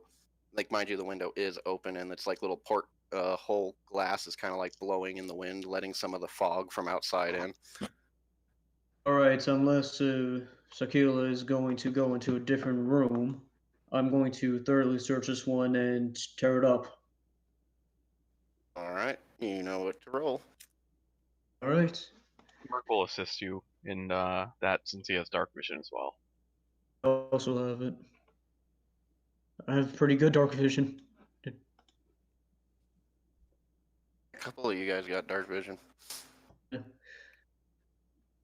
Since you got help, you get the advantage on that, and 19, so that is a yeah. 19. That was think crit. everybody does, but what was it, Cora? What? I don't think you have dark vision, do you? No, I don't. Oh, All right, so we only have one person. so you got a 19 since you got to roll on with advantage on that one. You can see Akina as you're searching through the room. She kind of like goes up towards the open window and kind of like claws her way up to it, and then looks outside of it, and then you just hear, "What the? Get back! Get away!"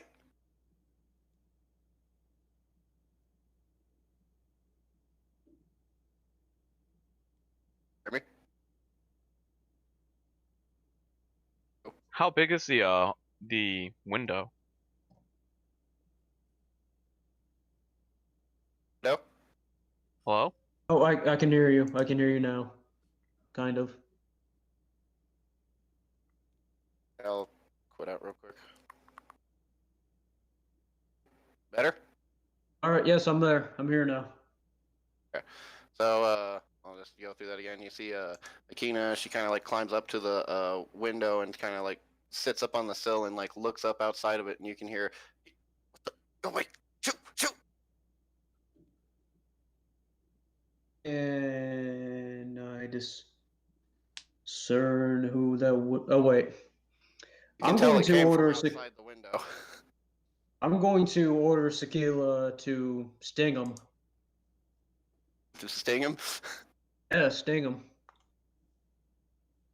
Get him. Roll for hit. Right. I mean, all right. Sting attack. So wait. Oh. 1d4 plus 2.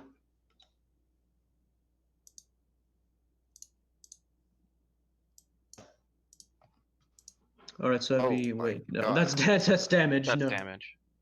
Yeah. This could be a plus d20 plus 4. Plus 4, Or- yeah.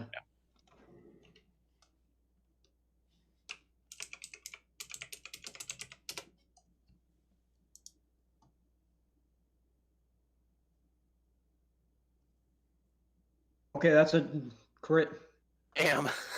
So that's 12 And- damage basically. Yeah, and also they need to roll. So wait. They must succeed a DC 11 Constitution saving throw or become poisoned for 1 hour. And if it is below 5, then they become unconscious. Howie.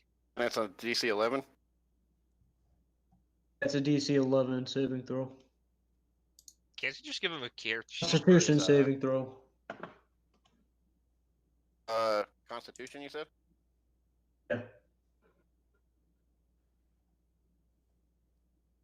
Oh, you nat 20? That means you deal double damage dice. Yeah, it's a 12. All right, so that unfortunately so he is only not. got a 6.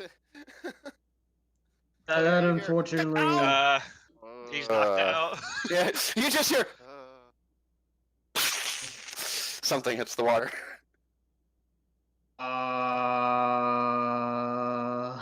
Do I hear that? Something hits the water. Everyone hears the splash. Do I do from on top of the deck? Meepo, yeah, you guys can hear the splash because it's pretty loud. Okay, I tell the guys who are guarding me. Did you hear that? Everyone kind of like looks over. And kind of walks Someone on over the to the side. edge of the ship and peers over to see this drow floating in the water, just unconscious on his back. Oh, we just got people popping up out of the woodworks. He sees the widow dragon poking out the window. Yeah, that was him. Well, lads, wrangle that one up for us. You at the same time as some of the rowboats are moving over to pick this unconscious drow up out of the water before he sinks into the grimy abyss. You see another set of pirate crew. These ones are from Grau's ship, except these guys are leading a human couple. Now, they had just pulled these from the opposite one you guys are currently down inside of. Forces the two of them over next to Meepo and pushes them down to their knees next to him. Yeah, now you don't sit there and wait until we figure out what's going on. What the hell was the splash, lads? Like some dumb drow fell into the water. What the hell? How did that happen? I don't know, but he looks like he could use some help. All right, what are y'all gonna do? Happened? I'm Going probably still to in the wait hole. on deck, wait for them to retrieve the drow. All right, so everyone back on deck. You watch as the couple of pirates that were on the ship basically freaking drape this drow over their shoulders and just like freaking climb up the ladder onto the deck like he's not even a freaking nuisance at all, and just toss his body down onto the deck, lifeless. He wouldn't be dead. Ah. Oh, no, he's not dead, but yeah, he's just completely motionless. Yeah. Oh, What are you gonna do? we put Check this one to person or sleep, not? and can we wake him up to ask him a few questions? Like just a bucket of water lying anywhere. You should just be able to slap him to wake him up, Or you can shake him. or you can deal damage.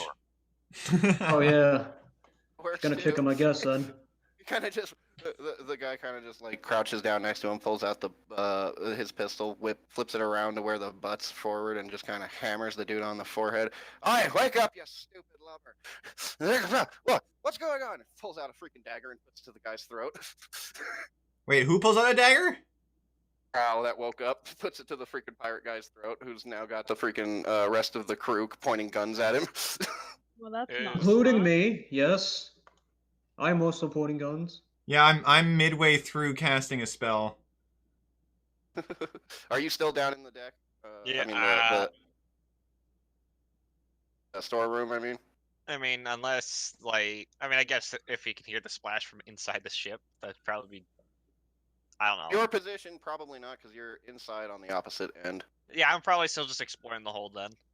All right, so It's like a dungeon in here. the pirate kind of just puts his finger to the dude's knife and lowers it away. He's like, "That probably not be the wisest idea, lad." He Oh, we kinda had a just puts hostage his knife situation. back down.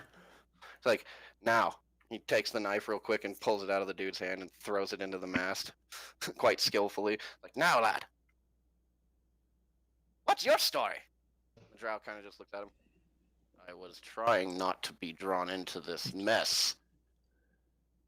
"That one of your own making, I'm assuming." This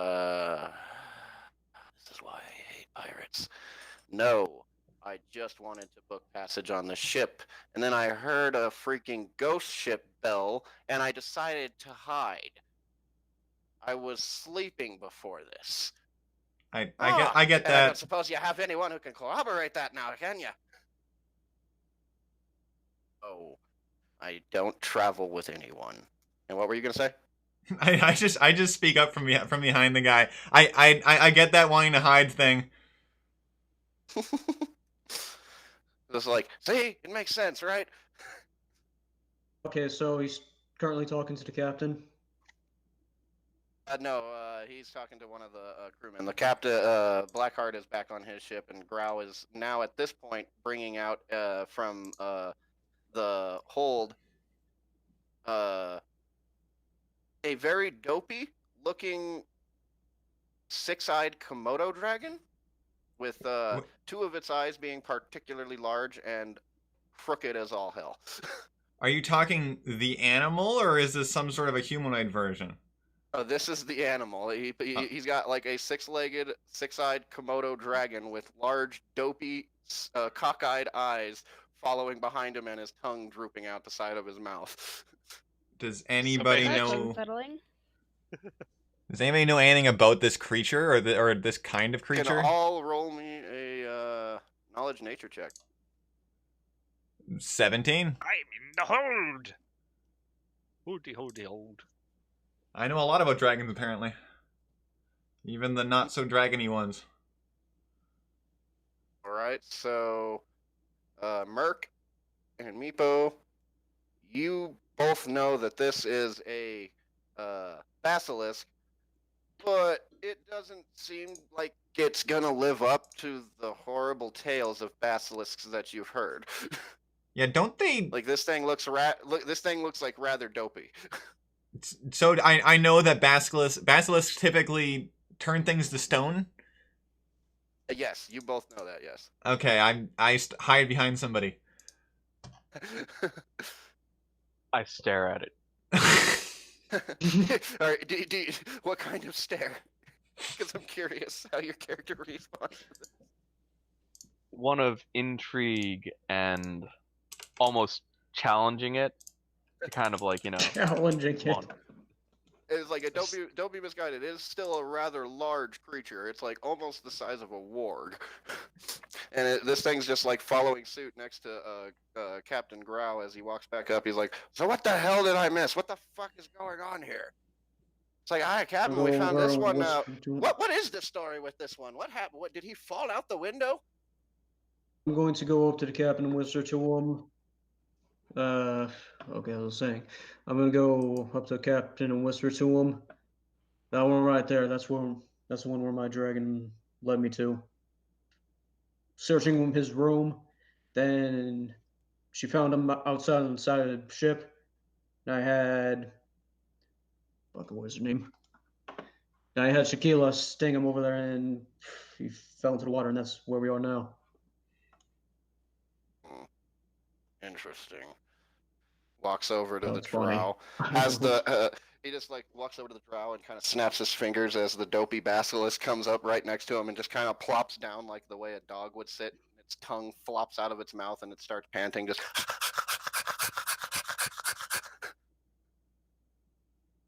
just like, you have a certain book in your possession and you don't want to be turned into stone. I highly suggest you give me the book.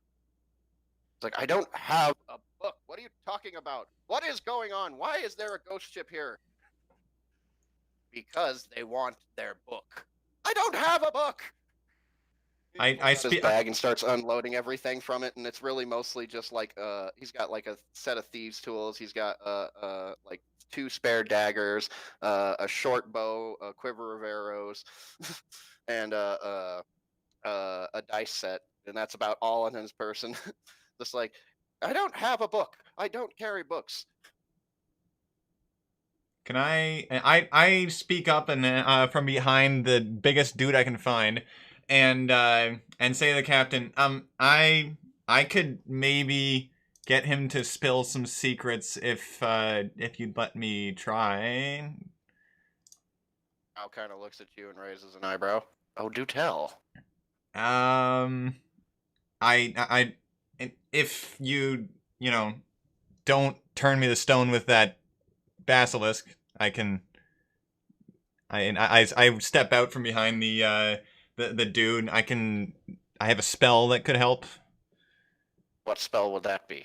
And I don't know if you're familiar with it, but there's a spell that I know called Friends that could make him a bit more reasonable to talk to.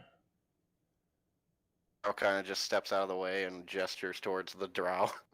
Okay. I walk up to him. I'm assuming he's restrained or something. So he's like sitting on the deck on his ass while all the pirate crew are pointing guns and swords at him. Okay. I attempt to cast Friends on him. He's got to make a. Actually, no. He doesn't have to make any. There's no saving throw for this. For up to a minute of my concentration. Here, I'll stick it in the thing.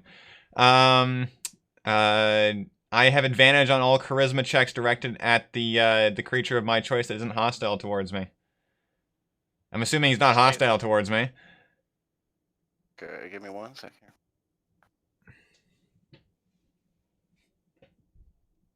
Do I need to roll anything for him? Nope. Is what I'm concerned. Okay. There's no saving throw, and he's automatically friends with me. Okay. He says, "Oh, hey, how's it going?"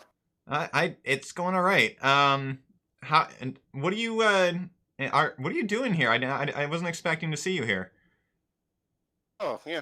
I just needed to catch a passage back down to Jannar before got to report in on a mission I completed for my job. Oh yeah, what kind of mission was that? Slitting this guy's throat. Which guy? Oh, do you ever hear of that pompous noble? God, what's his name? Jeremiah Weatherford. That was his name. I've heard he of pulls him. out from his shirt this little wanted poster. It's like, this was him. Not many people realized he was a noble. I didn't either until I caught up to him. Huh. So, did you pick this ship specifically for any reason? Was the only one heading to Jannar for a while. Oh, okay. And I'm assuming you didn't, pick up anything of particular value from the ship, did you? No. I literally have tried to avoid everybody. It's like all I wanted to do was get some food, get some drink, and get some sleep while I waited on my trip to Jannar. So I know I hear a ghost ship ringing its bell, and I hear a commotion on deck and decide the best thing to do is climb out my window and try to hide until I can get away. That's kind of funny. All right, didn't work. It didn't work as a gun kind of like pushes up against his temple. Yeah, well, I mean, can I tell if he's lying at all? It's called an insight check. Yeah, I mean you could, but technically doesn't friends kind of like? Well, it doesn't necessarily. I mean, friends just gives him advantage on charisma checks. It doesn't actually make him his friend. Okay, fair enough. So yeah, go ahead and roll insight with advantage. Okay. Hold on. Boop. Well, that's boop. Wisdom. Oh, well, the first roll was a 21. Yeah, the first roll was a nat 20. So. Yeah, no, he's telling the truth. Okay, I turn to the captain. Well, he seems to be telling the truth. I don't know what you think of this, but as far as I can tell, my spell works. On him. Huh? I looks over at him. So, if you're not the culprit, then why did the pseudo dragon lead to you? I don't know. Why is it like? Why did the pseudo dragon attack me? Is my question. Because why wouldn't he? Why wouldn't you? Were blurring suspicious. Why wouldn't I have him attack you? You were trying to escape the scene. I just like sulks in his head. He's like, fair enough. Just like, look, I don't have a book. All I was trying to do was avoid the ghost ship. All right. Thought for sure we were about to be set right upon by some sort of undead horde. I was not in the mood to fight. We will be by dawn. Well, that's just great. I'm sorry. Wait, what was that about dawn? He will come back and kill us at dawn. That doesn't sound good. Yes, it Kind sounds of looks glorious. over at you. He's just like, no, it doesn't. and I don't want to disappoint the guy, especially since I owe Blackheart my life.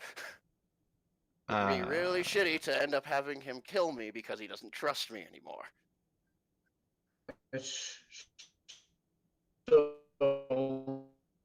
At this point, the you guys all general hear a loud area that slurping lick Shaquila's noise.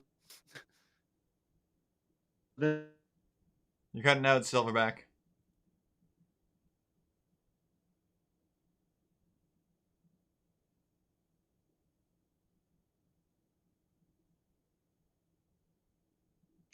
Everybody good? I'd also like to mention that okay. Well, it does it at the most inconvenient.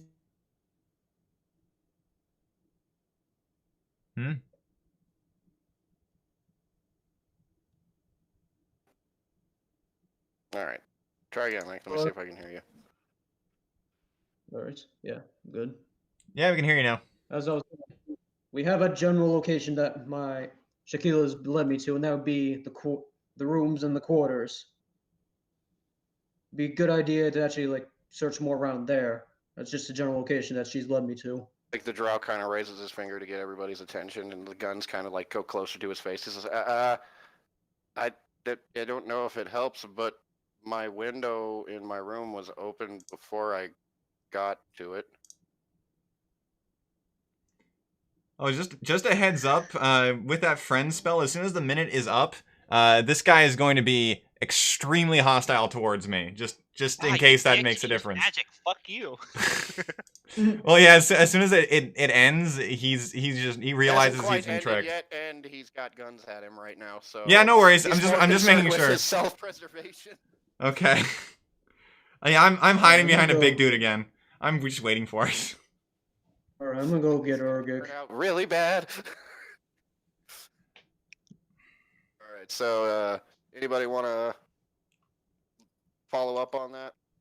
Mind you, there are now two new people in the group of people on deck.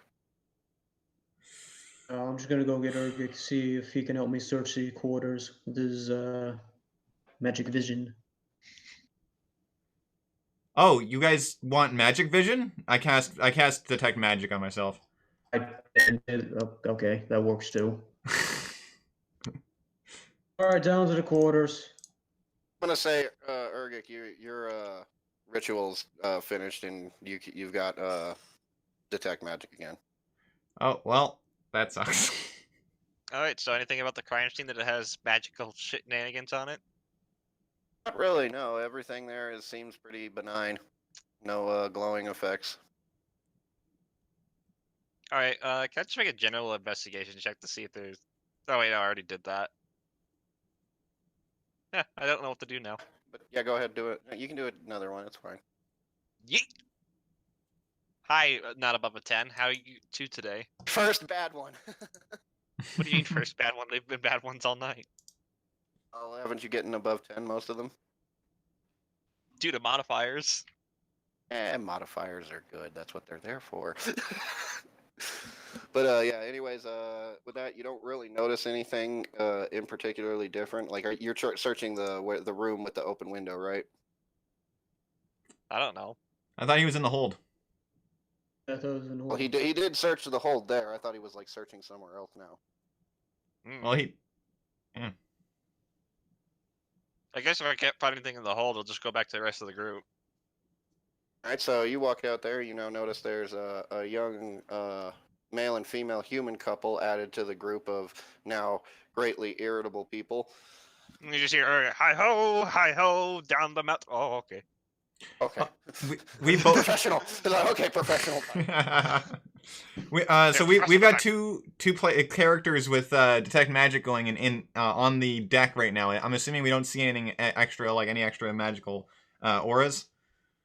Everything that was originally glowing is still glowing, except now you can tell that this drow is glowing as well, but you can see that it's coming from the dagger on his hilt. I mean, his hip. God, okay, so it's not a book, so... I turned to the captain. I'm assuming this book can't turn into a different object, right? Oh, and Grau kind of looks over to Halgar, and Halgar is like, not without the influence of another spell. Okay. What Well, spell All right, slows the look, you dagger? two, down to the rooms. okay. I guess I'll take the left. You take the right. What? Oh, yes. We got, Come on, wake we've up, got dwarf. I'll we've do got a that. good location to look that We're my So sewer you're gonna dragons led me systematically to. go through all the rooms. Well, yeah, we could systematically do it, or we could follow the pseudo dragon. I mean, Uh, sewer dragons always give us a location. Trail ended at the window. She doesn't know where to go after that. Hmm. But before you all decide to go do that, everybody roll me a perception check. I can do that. Ha! Above a 10. That's a 10, so 11 for me. Modified 20 for Merc. Before. Nice. All right, 24. so Merc, Nox, you both notice that that other hooded traveler from before is getting really antsy. Like he's starting to like shake and he's like readjusting himself a lot. Like he's readjusting his cloak a lot. Wait, he still has his hood on? Well, like he's like not the hood part, but it's like still around his shoulders. Okay, so we can see his face. Yes, you can see him. He's just a normal looking human with dark hair. Okay. Wait, how normal? I'm now suspicious about the normality of this person.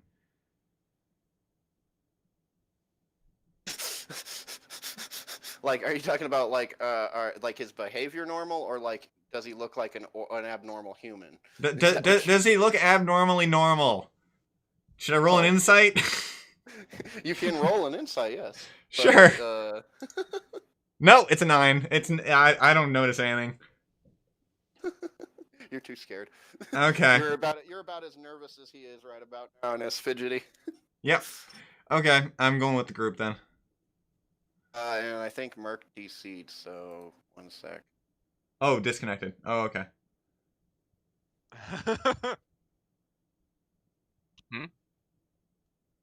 Oh, Chains did. Yeah, I changed it. We're missing Chains and where the hell? Yeah, she completely disconnected. Huh.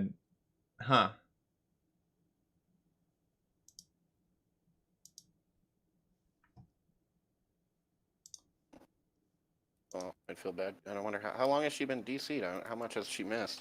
For At a least while 5 now. minutes. Yeah. That sucks. Right, what happened? So either she hates all of us and left and ghosted us, or she DC'd. I mean, I wouldn't put it past her, but I'm pretty sure she just DC'd. Yeah, you're an awful man.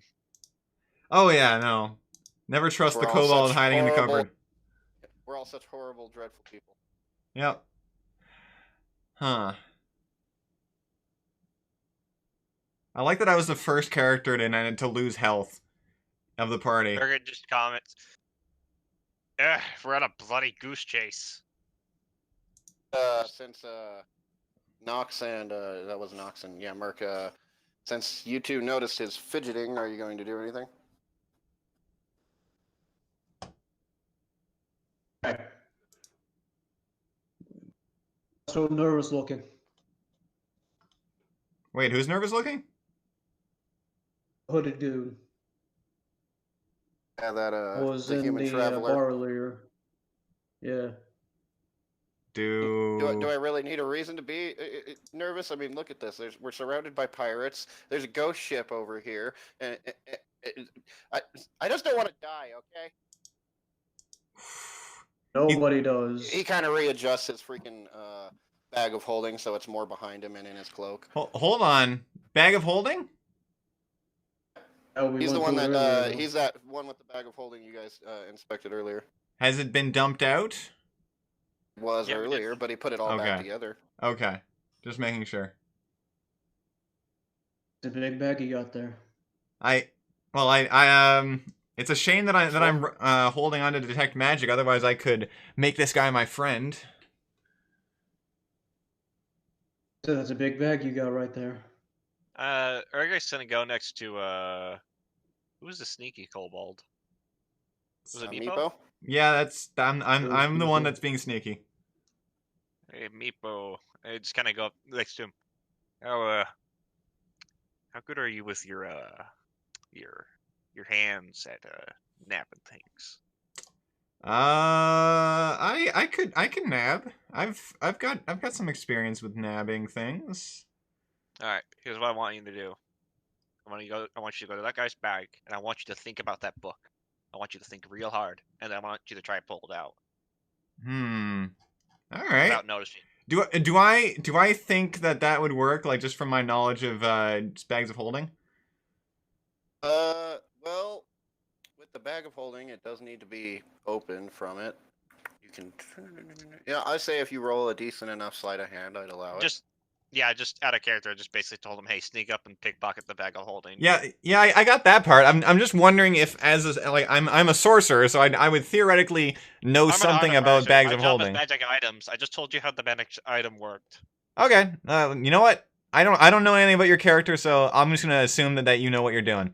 So I'll attempt to stealth behind this human and attempt to And I would like to help him by distracting the human with conversation and get him focused on me. Ooh. All right, That's literally so that's what I was just you doing. roll performance, Meepo, you roll stealth. Stealth? Okay. 17. All right. Oh, what's got you all so nervous? I mean, we're all in this together. Yeah, but I'm I'll just see a you- traveling I don't- author, you see. I'm not meant for this kind of stuff. Well, that doesn't matter, because we're going to all be dead by morning if we don't all look. What do you want from me? I'm just doing my own. I'm just trying not to die here. There's a bunch of people with guns that are about. You're doing a this close, pretty rolling damn all- bad You just- job. You just sitting here and doing nothing's going to get you killed regardless. You're just hoping we do it for you. And okay, so you got a 17, so he's gonna be rolling with disadvantage on this perception check here, since you're distracting. Nobody argues like a dwarf. I agree.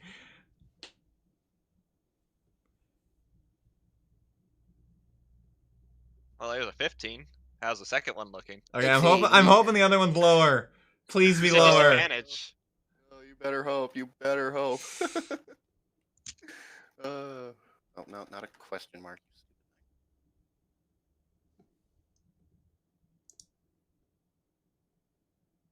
Oh yes. So he almost notices you, but then then his attention is immediately drawn back to the very in his face dwarf. Like, I'm poking him in the chest and everything. It's like, what do you want? What do you want me to do? I'm just an author. And Meepo, as this is happening, you slowly pull out one of the books. Actually, no. I'm Nothing. I'm not going for to try and take something out of the bag. I'm trying to take the whole bag. No, I told you to pick. That's pick not something that. out of the- That's what You can't Meepo's take the gonna whole- try to Whole do. bag? I want the whole bag. You greedy little shit. You're worse than a dwarf. Dragon.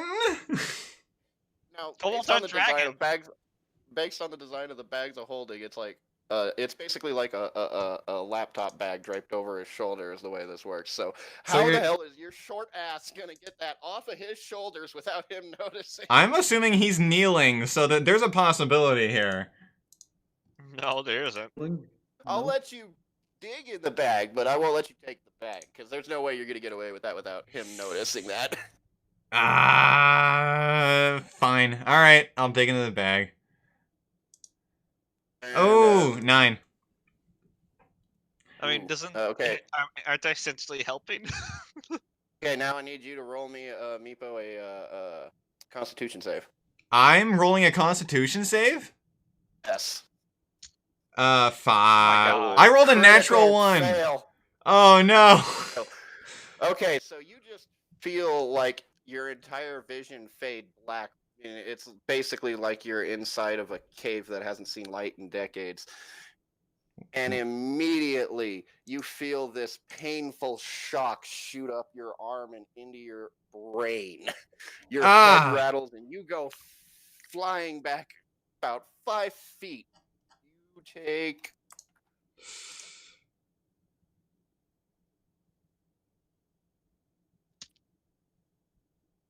necrotic damage. 3? Yep. Okay. Oof. Guessing at this point he notices. He Well- notices this, yes. All right, I stand back up pulling and out I'm my like, gun, pulling my gun points. yeah, that's Tell him not to a drop normal the bag bag. of holding right there. He pulls his bag. He pulls his bag away from the kobold. He's like, "What are you doing, digging in my shit, you little worm?" Better question is, And what the hell I'm is that bag of holding holding made him of? at gunpoint, and I'm telling him to put the bag down. Roll intimidation. All right. And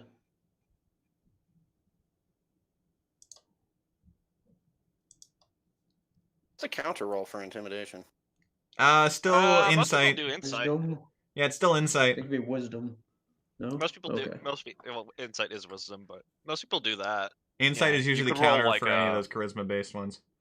You could also I- roll like a wisdom save, considering intimidation is pretty much a fear effect, kind of. Kind of. Not really, but If I intimidate something, I'm instilling fear in. 16. He kind of like straightens up real quick, all timid like, and he kind of like opens the bag and starts pouring all the stuff back out and pushes it inside out. There. That's all of it. No, I not already looked at this. the He's- entire bag. He specifically turns it inside out? To put the He bag, the pushes entire it bag inside down. out. Well, can I roll a perception check to see if he did like anything sleight of hand wise? Put a May. bag of holding inside out. Yeet! I have a great roll. It is the Ooh. bestest roll. It might Oh, even be the shit. perfect. that is... Oh. You know, so you can't tell shit. Uh... I'm too busy facepalming at the failure of the kobold. Hey, I wanted to steal the whole bag, alright? Screw me. Sue me. God damn it. Sue me.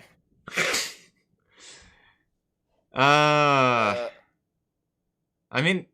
The Growl walks up with his dopey basilisk next to him, and he freaking uses his pod foot to kind of like kick objects out of the way. Gets like the some of the scrolls, the paper, the pens, and kicks one of the books away, and then kicks another, and then the same exact thing happens to him that happened to Meepo. And let's see here. Roll him a Constitution save. Oh, it didn't happen from the bag.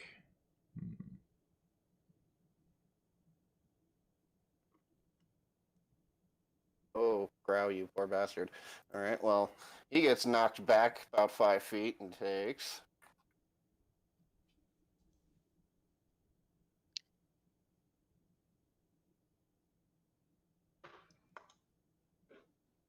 Oh, wow. He's lucky. Only takes just- 1 damage from it. He just kicked a book and that happened. And it knocks him flying back. And at this point, that's when the traveler grabs the book really quick, and you can tell anyone here can roll an Arcana check at this point. I just rolled a perception 11. Did I see what I told you what the I am book not looked rolling like? above a 10. What the fuck? This is supposed to be one of your specialties, bruh. I told you modifiers don't matter shit if I don't roll above a 10. Did I rolled a perception 11. Did I see any details about this book that he snatched up? You can tell that the book itself is magical, but there's like another type of magic around it at the same time. So there's 2 layers of He used magic. So he used some sort of magic to conceal it. And Alright, what does it well, physically look like, though? This book, it looks like a standard, like, cartographer's journal. Okay, it's not But, it's not like any specific color or anything. It's just a standard book looks like. Yeah, it's like a brown leatherback. Brown hardback book. Pretty Interesting. thick. Okay. Urgic's gonna put his hand on the traveler's back and he's gonna grip and go to this person and say, "Now, lad, you're gonna hand over that book to me right now, and I'm gonna check it. And if you don't check it, I'm gonna put you in a world of hurt." Kind of just slowly moves the book over towards you, and then taps it against your shoulder. Roll a con save. Oh, you Whoo! can feel a jolt of dark energy, and immediately it's like you want to get away from this fucking book, but it doesn't actually harm you. I I take the book, lad. I'm going to hurt you later if you don't tell me what that was right now. It is bad for people. I open the book. Oh, And I start perusing the God. oh no! God damn it, Okay. dwarf! I don't care. They never told me how dangerous this book is. They just told me it was a magical book. Shit. Everybody roll me a con save. Who? Everybody? Everybody. Oh Hey, 10 no! less than what I rolled before. Please be good. Ah, shit! Another one! Oh, thank God! I think I'm about to pass oh, out. Thank God. Oh, Okay, God. so we got a 16, a 10, a nat 1, and a nat 20. So basically, only Nox in this situation is able to handle this, as the book opens and a shockwave of dark clouds just burst out from the pages of the book.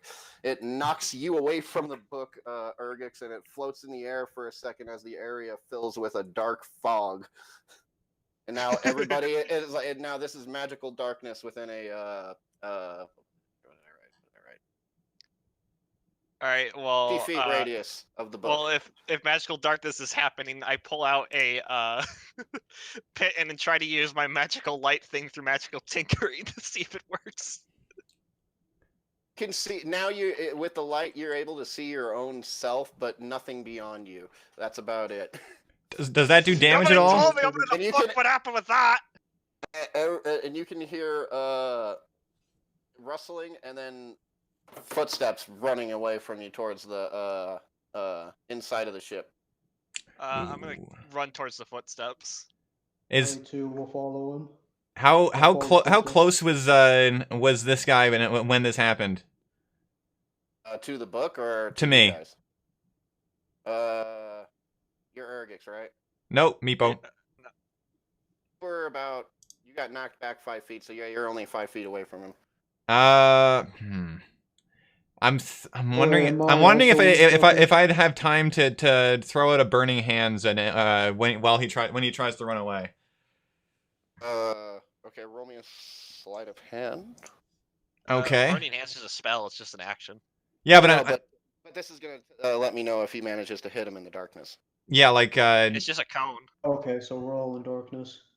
well, It's I'm just a wondering rock. if I can get it off fast enough. By the way, if since it is a cone, you're gonna be hitting Urgix, Growls, Basilisk, and Oh, I thought everybody but Nox. Nox was knocked away. What? I don't know what's happening. Nobody was knocked away. It's just you just didn't take like any sort of damage. Which, by the way, I still have to roll for all of you except for Nox. Oh wait, yeah, roll that damage real quick because that can make a difference here.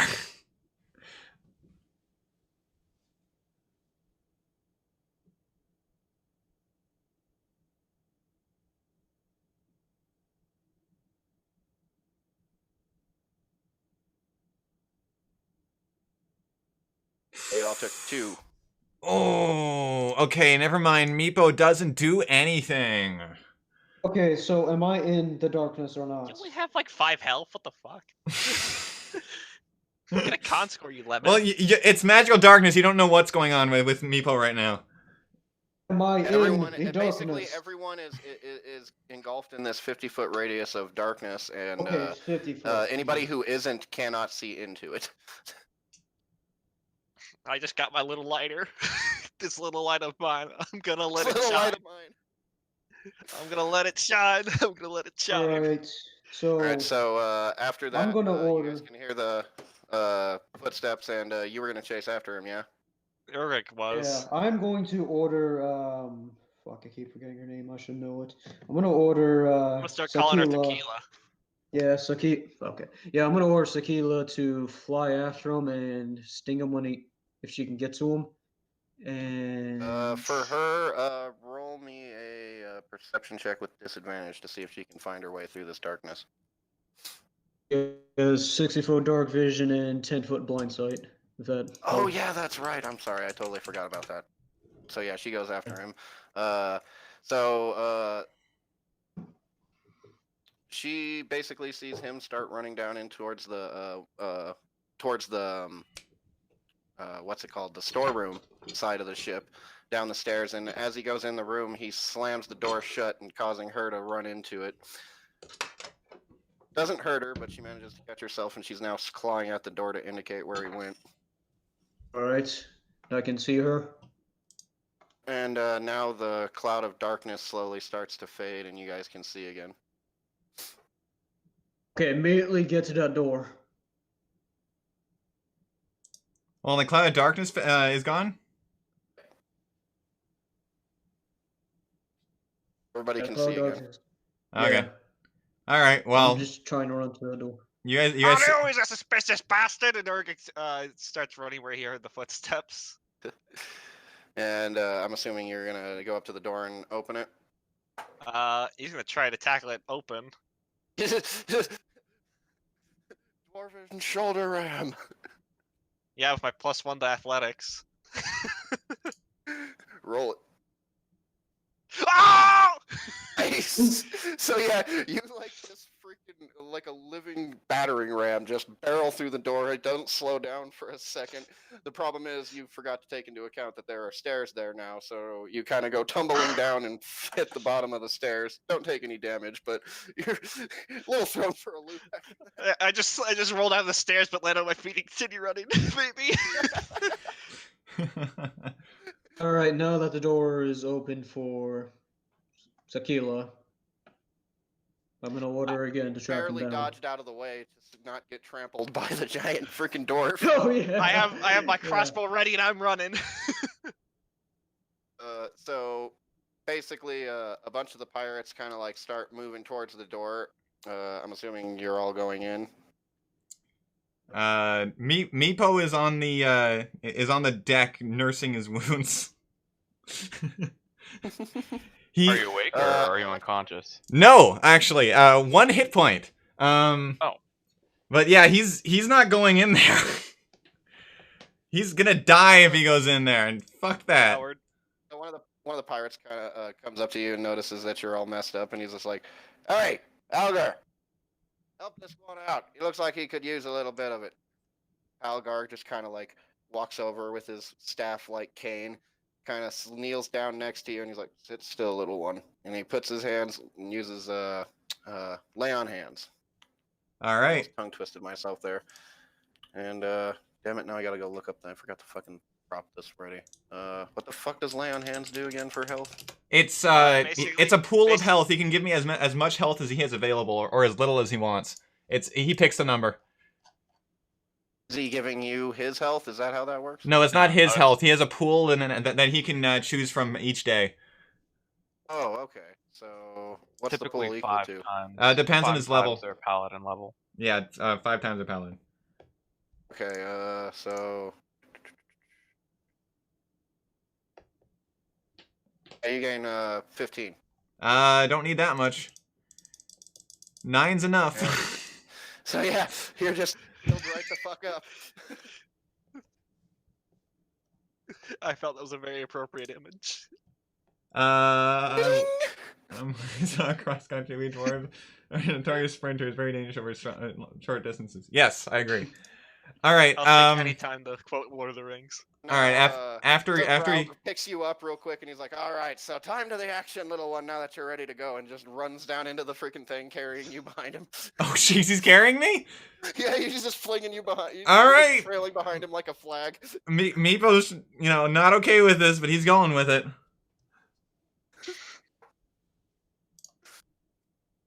And so basically what Urgix sees as he's running down the hall is the human runs into the same hold where he stole the book from, and just as he does, he slams the door shut, and a few minutes later, as Urgix is about to, I'm assuming you're going to try barreling through it again, yes? Yeah, actually. Given your earlier gusto? Yeah. You want me to roll? Please do. Ah, dang! Ooh. He slams the door shut and you freaking hit it, but this being the hold, it's a little bit more durable. It's barred, right? It's not barred anymore, but it's built to be, durable since it is the hold. So I thought it was a bar. No, I thought it was a bar door. Oh no. It's like wood, like reinforced with like metal slats and stuff. Oh. But yeah, it's like you hit this, like you crack into the door and splinter some of the wood and bend some of the metal plates, and then spring back off of it like a freaking rubber ball landing back on your ass. And as you do this, you start to see a liquidy pool of blackness start pooling out from underneath the door. Ah, you piece of shit! Stop with your fancy black magic! I'm gonna come in there and kick your ass! Don't hear any response. But the darkness underneath starts to spread a little bit faster and starts to bubble. You know what? I light a match. And then light it on fire. Yeah, and I'm just like, well, this is weird looking. I don't know. I guess I just touch the match at it. As you lean to touch the match down at it, like No, the just light. toss it. Oh, you're tossing it? Okay, so you Yeah. toss it, and as the match flings through the air and it's about to land on it, like the closer it gets, like this reacts like a normal shadow would. Like the closer light gets to it, like the less obvious it becomes. And as the little match hits down into the center, it kind of extinguishes from flying through the air, and then the shadow just kind of re-emerges and covers the matchstick. I'm gonna use my magical tinkering to create a little magical light and just put it right next to it, like with a pitten, You're just gonna place it like next to the door. next to the shadowy substance or whatever, just to see what Alright. happens. Science this up while the others are running down. Well, as you place it there, it has a similar effect, but like since it's a brighter light, it nullifies a little bit bigger radius of the darkness, but the darkness is still there. All right, I toss 3 more. Matches. No, those magical lights. I can create 4 of them. Yeah, but that takes an action each turn, doesn't it? Yeah, I know, but I'm gonna do that while they're running For down. for the most part, it's not like that large. Like the radius, like what's the radius of light this thing produces? 10 feet. 10. It's 5 feet bright light and 5 feet dim light. Yeah. Yeah, with this thing, for the most part, like you wouldn't need any other ones. For the most part, like you can just see, since it's creating like this radius of light, it's like the shadows are only really creeping outside the very side edges of the door at this. So for now, Okay, it's holding it back at the door. When you get like a stick and use it to hold back the darkness. But yeah, All right, I'm gonna stop with my shenanigans and have the others come down. Okay. I'm going to attempt to yeah, I'm assuming it. I try the handle. If I'm there, I'm trying the handle.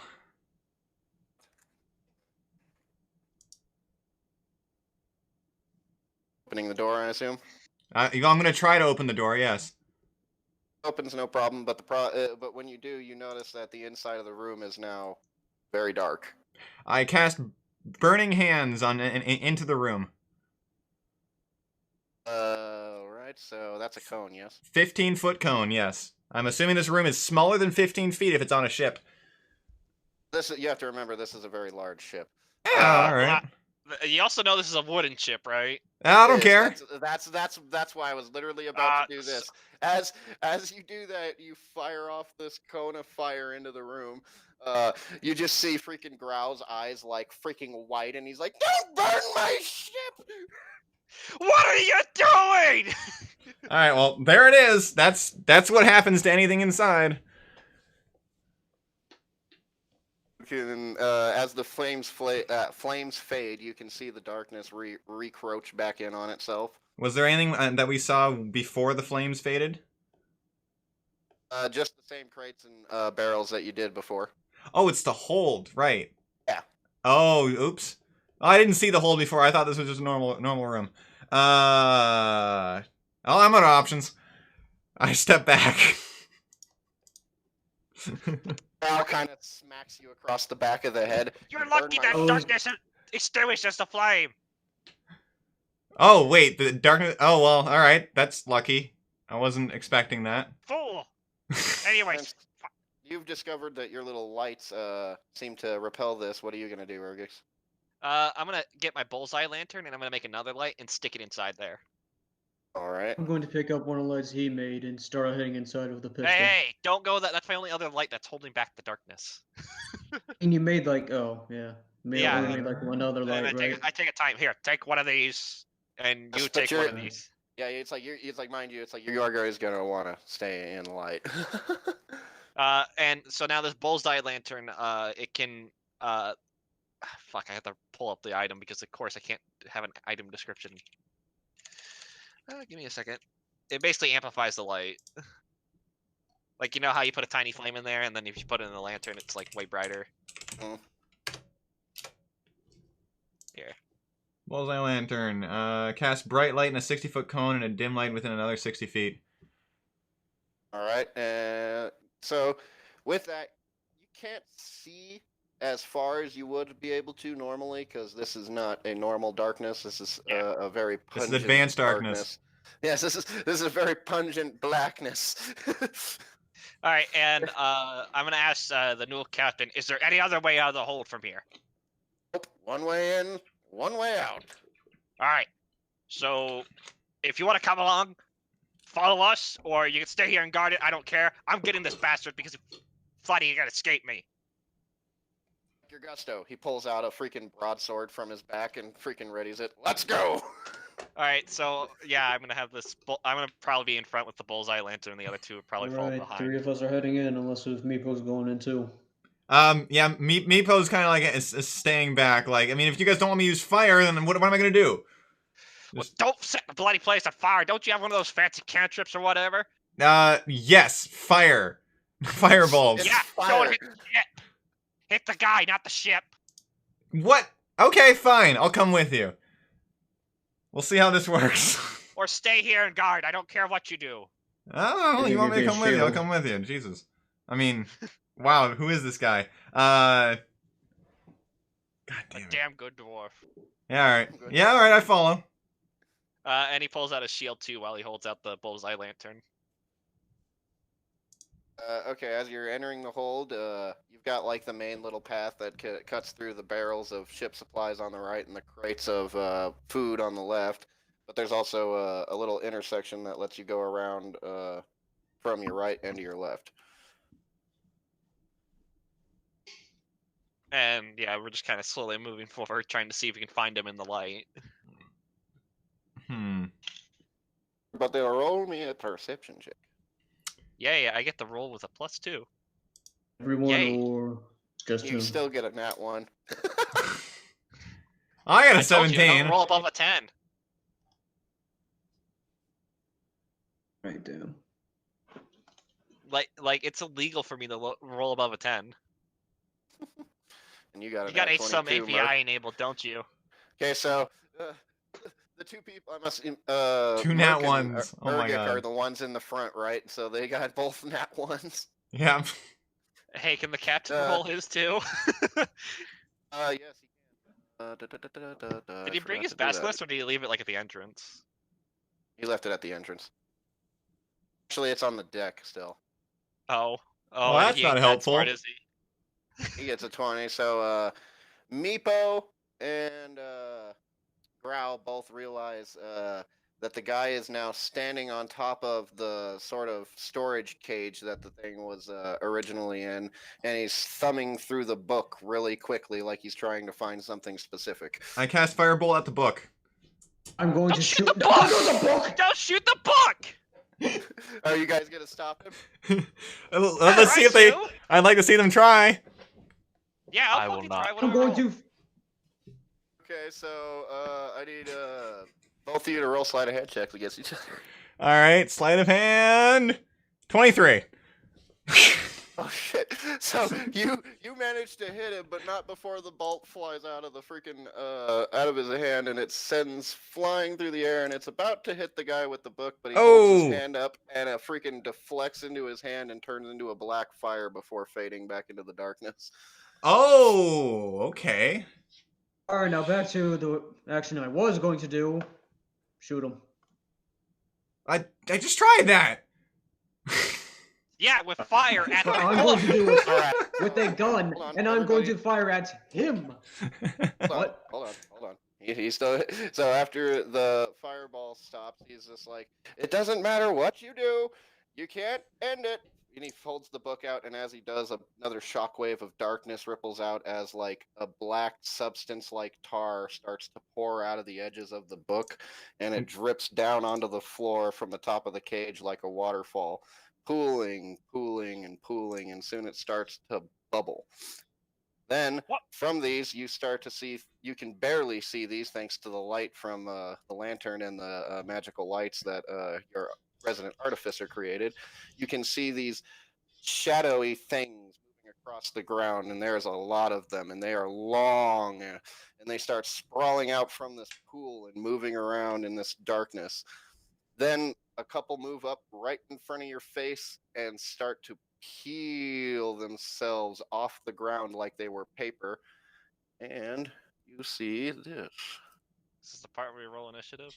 This is going to be where you roll initiative. So you can do that now while I do this. You got a battle map? For this one, because I never got a chance to make it. Uh, But you can- it's going to be relatively simple because it's basically a big square room. The only two obstacles are the piles of barrels and the crates, but there are space around them. in the top left, you should see a. There should be on the bottom part of the little button. There should be like a initiative tracker. Yeah, give me 1 second. I gotta find this. So once you pop that up, we can all see it.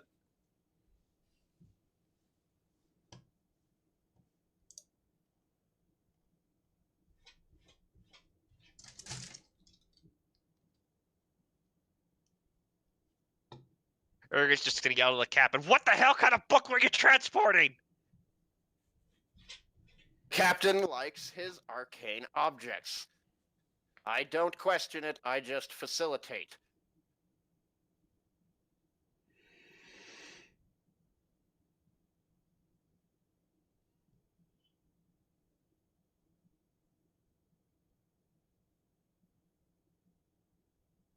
Peel themselves off the floor. Oh, great. That looks friendly. Meeple yells out, There "Friend or is- foe?" Got some armpit hair. And then there's okay, so now I kind of have to calculate this since we're missing 2 people. So Still haven't opened. You still haven't opened the initiative tracker. Oh yeah. Where do I do that? On the top left, there should be like I think it's a clock symbol or something. You know where like the mouse key, the paintbrush is like. Yep, there you go. So now if I click my token and click initiative, it automatically adds me. That initiative makes no fucking sense. If you click the little after you add everybody to the initiative, if you click the little cogwheel and sort by card / suite or whatever or suit, it'll automatically put us in order. How do I add myself to the initiative order? Click your token. Which token? Token and roll In the middle of the initiative. screen? Character token. Yeah, I got it. The Okay. one on the map. All right. All right, Plus open your initiative sheet. on your character sheet. I'm on my Yeah. sheet. Oh, I just gotta re-roll it basically. You can No, you already change it. Yeah, you can change it. Oh. All right. There we go. And usually the break tiebreakers on initiative, since you both roll the same thing, it's usually whoever has the higher dexterity. Okay. Who has the higher How the dexterity? heck do I get this to add to that? Because I just did it in chat for Grau. We both have the same dexterity. Add who are you trying to add? Oh, Grau. Well, if he has a character token that works, but I guess you don't have that for him because it doesn't appear he has a character sheet either on Roll20. I do. I got him. I got him a character sheet. You can click if you click the cogwheel again, I think you can Turn? add. Okay, there we go. I think that did it. Yes, it did. Okay. Yeah, we won't see it until you like. Okay, there we go. 18 for his initiative. Yeah, And we don't then, see his do I hit initiative. settings or the arrow? If you hit arrow, that goes the next person in the order. But if you click settings and sort by card or suite or whatever, that'll put us in order.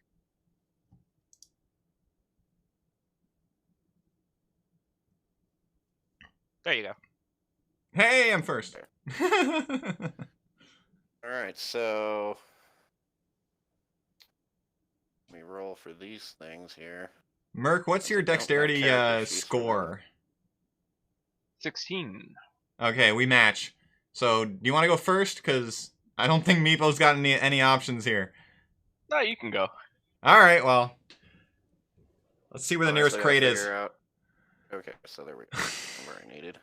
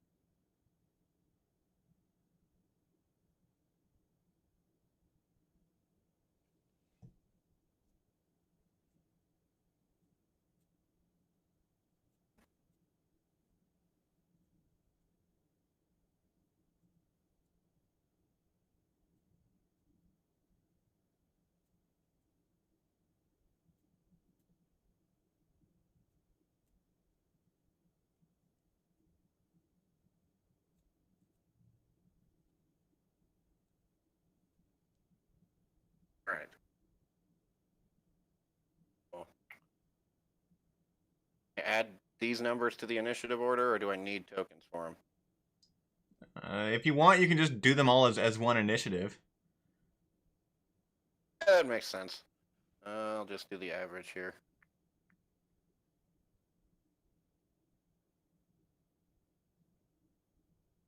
Yeah, we'll just count that as a 15.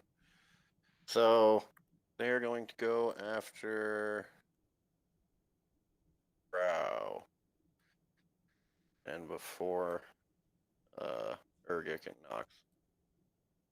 So, Meepo, you're first. What are you doing? All right, so we're not doing a battle Playing as your map. mouse. All right. Yeah, not this time. Well, here I can actually do this real quick. It'd be a pretty simple one. It's a simple battlefield. Well, all Meepo wants to know is there? And we're in the hold, right? Are there any crates nearby that Meepo can take cover behind? There is quite a bit, and give me 1 second. I can throw some together for you real quick. All right.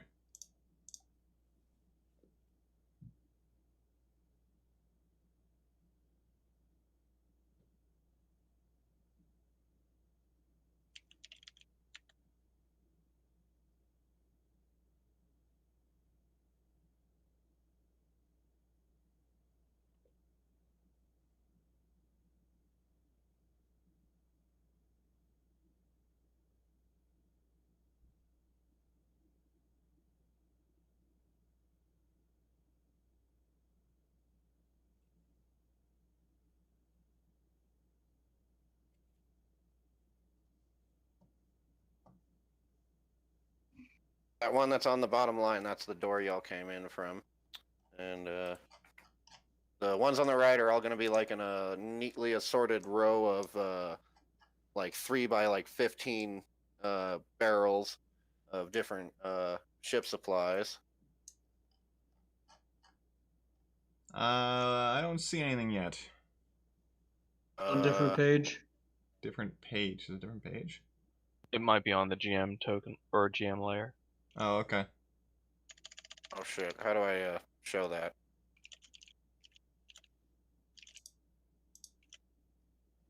Yeah. I think if you select everything that you just drew and then like kind of just big box it, and then right click, move to token layer or some other layer.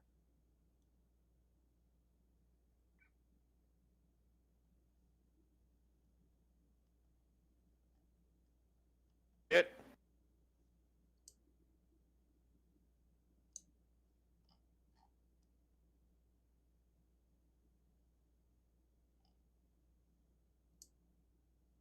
Can anybody see it? I See can't. what? You see the map now? The little What map? rudimentary map I drew. You probably have it the wrong layer.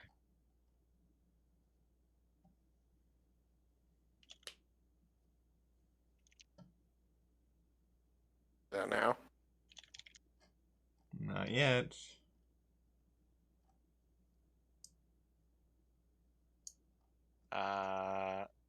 Did you drag us to them? Is it like on a different page? It should be on the page. It says that's where the players are. Oh, it's loaded. It's there. Oh, there we go. Okay, there we go. I guess I was on the wrong layer. So, let me do some selecting here real quick. Also, be a good idea to actually give the things that we're facing tokens. Yeah, I'm about to. That's one of the things I gotta do here. I gotta take out Cora since she's not here.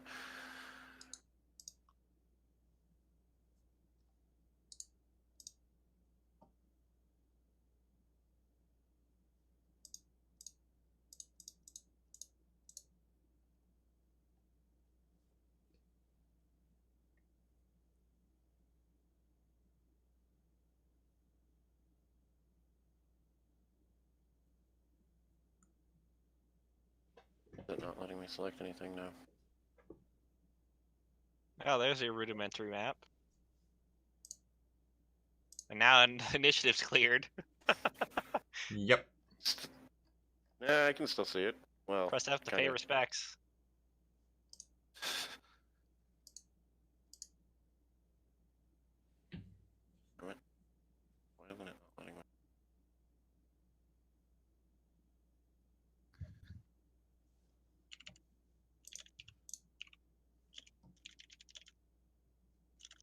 shit. Oh, there's one. Oh, God damn it. Let me place the tokens, but it's not going to let me fucking select what's there.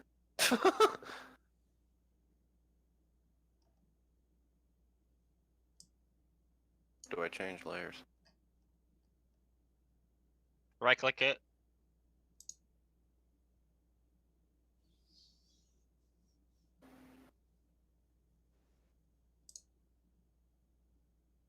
Just take her out of here.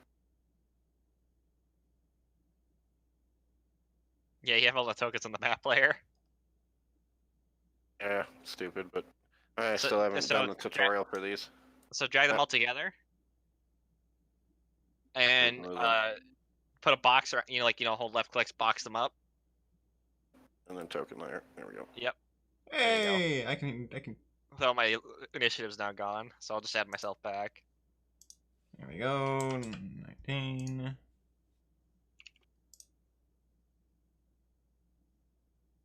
Right now to get to the tokens for them. It'll get better.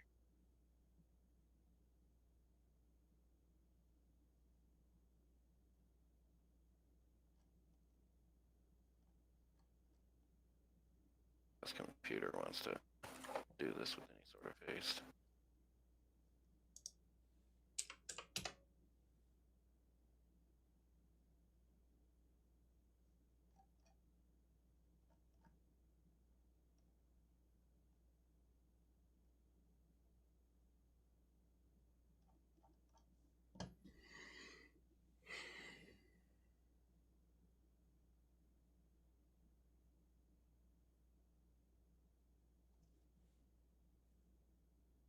I'll be back and hopefully he'll be right behind.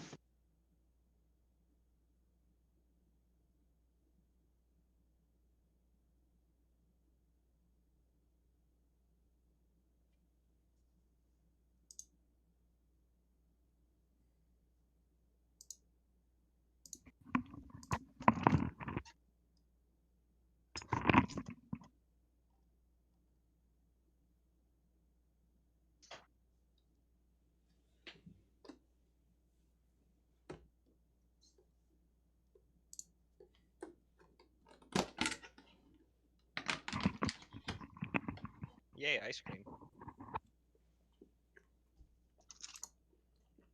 I got cookies. Oh shit! Here they come. Oh lord, they're coming. Okay, one's just off in the middle of fucking nowhere. Hey, let's let them stay over there. Oh shit! They're flanking us. The only problem with I have with creatures acting on their own, all in the same initiative order, is that it gives them an advantage action economy wise. True, but after the first turn, and it usually doesn't matter too much. Yeah, I know. Like with bigger, weaker enemy, or like if there's like a large number of weaker enemies, that's fine. But we're level 1, so like this is the deadliest level. True, Right. especially and since this guy seems to have issues with having damage dealt to him by fire spells. Like, well, we don't want you setting the damn ship on fire. Not my problem. Not It my is your problem if you drown. It is everyone's problem. You're on the boat. How is it not your problem? I can get off You're fast in enough. word, Doc. Last time I checked, you can't cast fly. That's what you think. That's what I know. And we're gonna, since I don't have a token for this guy, we're just gonna put a shade token back here as he jumps back behind the cage. Oh, his color is Black. Nope. All right. so. Let me readjust this real quick because red is number 1. So red is first, green is second, blue is third, orange is fifth, purple is sixth, and What happened to 4? Shit, did I skip 4? You did. Yes. Sorry, orange is fourth, purple is fifth, and pink is sixth. I was gonna If say you if right-click there's the a token- secret fourth one, I'm gonna be scared. If you right click the token, you can add turn, and it'll be to that specific token. Oh, that's neat. And when you hover over it in the turn order, it'll highlight it on the map. So if I hover over myself, there's like a yellow box around me. Oh yeah. Cool. Turn. Yeah, turn order's not actually in chronological order. Yeah, he'll fix that. Just adding them in quick here. Okay, so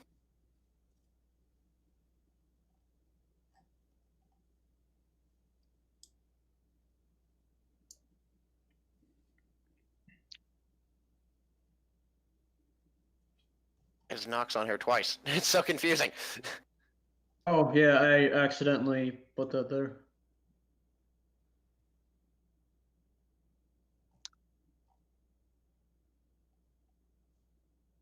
Accidentally put another token down.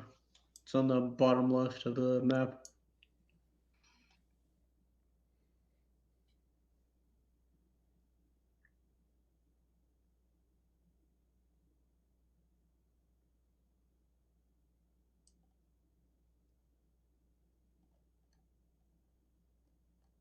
I think to scroll more than I wanted to.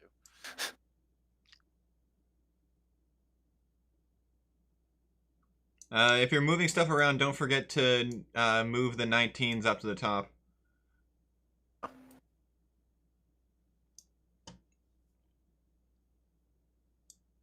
Fourth in the order, You can technically.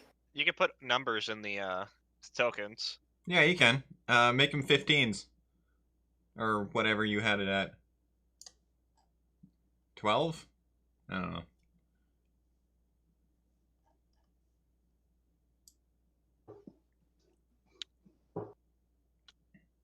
Roll 20 is a learning curve, that's for damn sure. Oh yeah. But once we figure it out, should be awesome. Hopefully. Alright, so they're all in the order in the appropriate spot. Well, you should be able to auto sort it now, right? Oh, does the human have a different initiative, I'm assuming? He technically, I'm gonna count him as summoning these things as his turn, and he's just moving away. Oh, okay, so he's basically taking a 0 initiative. Yeah. Alright. So he's gonna basically, which by the way, I need to make sure that last Also one doesn't help that shadow we lost counts as his. players. Yeah, there would have been more if you hadn't.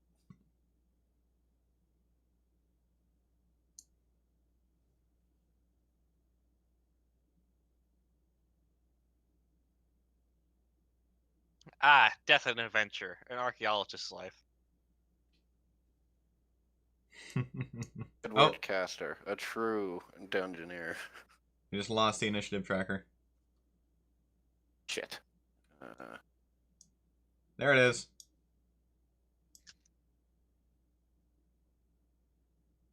Alright, so Meepo, you're gonna go hiding, right?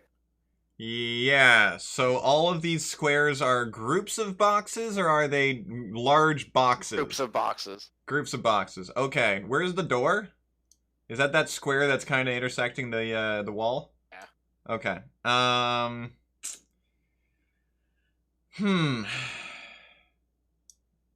Jeez, this is a big room. 5, 10, 15, 20, 25, 30, 35, 40, 45, 50, 55, 60, 65, 75, 80. Did I skip 70? Okay. So, what's the range on this thing? Oh, okay, I can hit pretty much anywhere in the room. All right, I'm going to And you since the ones on the only ones you can actually see are red, green, and blue right now. The others are basically back in that magical darkness. Yeah, I got it. Alright, Meepo's going to 5, 10, 15, 20, 25, 30. He's going to move over here. Actually, he's going to... Yeah, he's going to move there and then prepare to cast Firebolt on anything that comes close to him. Just ready in action. Yeah. Okie dokie. And Merc, what you gonna do? Merc is going to move up to, well, He's going to move this way.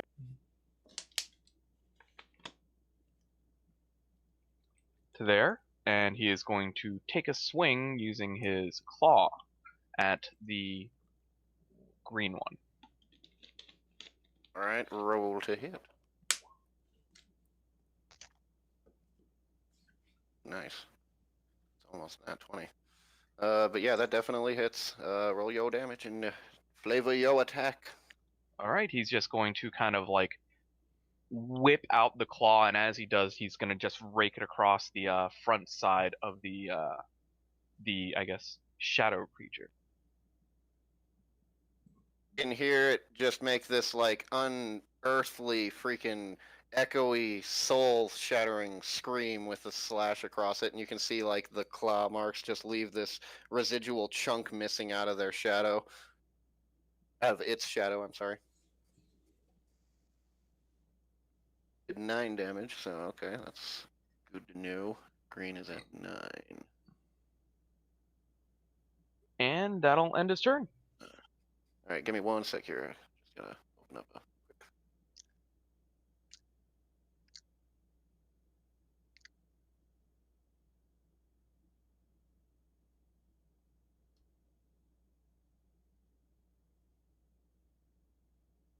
The green one, yeah. Yeah.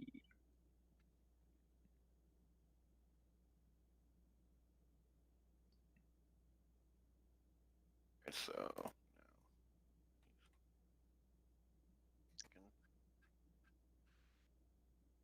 alright, next up is who? Growl. Okay, so he is none too pleased with this bullshit, so what he's going to do is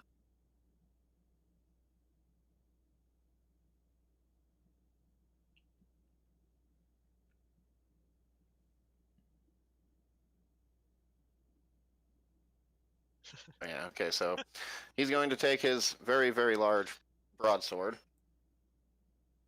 and he's going to himself just a little into position and swing at both of these guys in a very large arc. He's got cleave. He's got cleave. That isn't a normal ability. No, I'm kidding. Well, this is basically just from his broadsword because it's so fucking large. That's He just a can- great sword then. Yeah, basically. I mean, normally you can't hit 2 people by the multi-attack, but yeah. Unless they're a hunt or ranger with the hunter subclass. Don't worry, he can only do this once. And he's gonna have Just to don't rest. hit me. Don't worry. You can hit up to 2. He does like the predominant damage to the first, and then the rest that carries over to the second if there's any left over. So, let me see here. Where is it?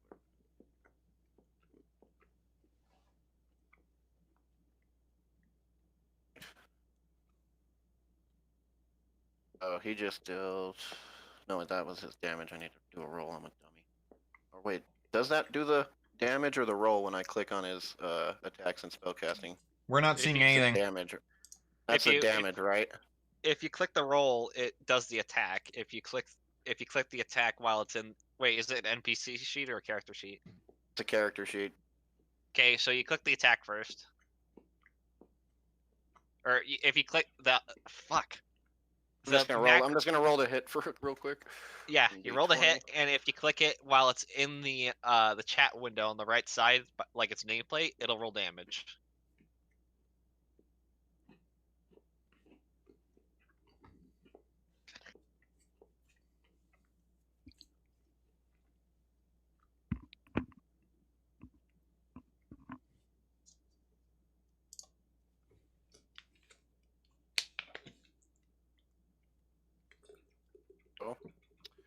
Is going to.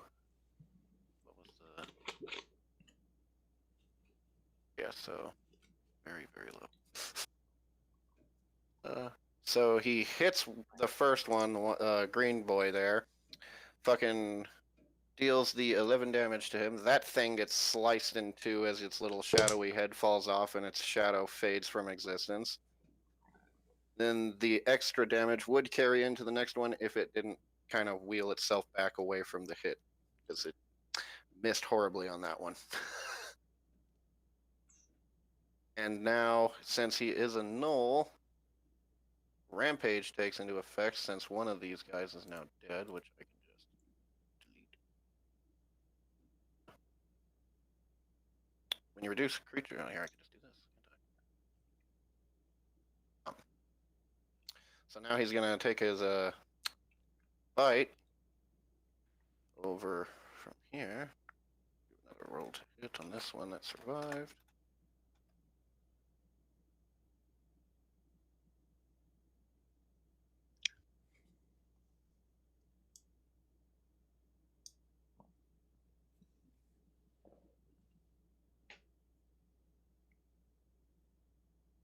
And it's going to deal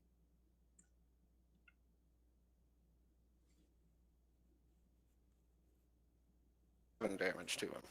So he basically just digs his claws into the neck of this shadow and it screams while flailing around in his grasp. He rips out a chunk and spits it to the side. Now his mouth is dripping with blackness. That doesn't sound good.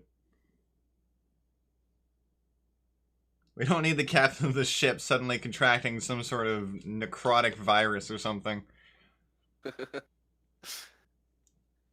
Alright, so now this guy is out of the order. So one here. Very mad at Grau for what he just did to him, so he is going to, let's see here.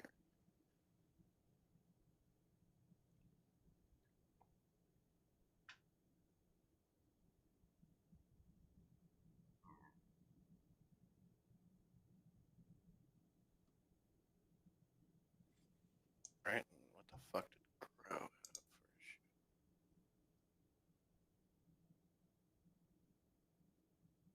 shit? Ooh, just enough to fucking hit him. So yeah, he's gonna hit him with his claws.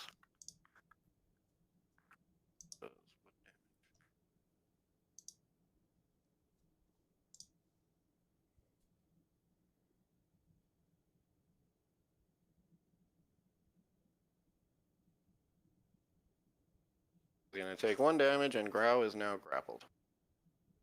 Kinky. I know, right? He's got these long tendrils just wrapped around him. Oh boy. And then number 3, since number 2 is dead, see his on way on over here. He is going to attack the Goblin. What's your armor class? 18. Bit of a fucking paladin. Going to give you a swipe with his claws, which are going to miss fucking horrendously. This is going to Deflect it swipe with at my you. shield. Ding! Back off. And number 4.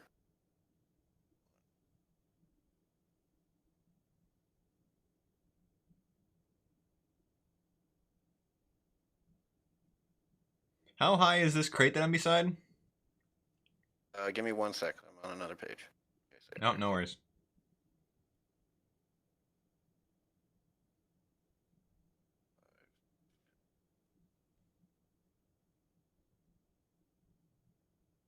what were you asking now?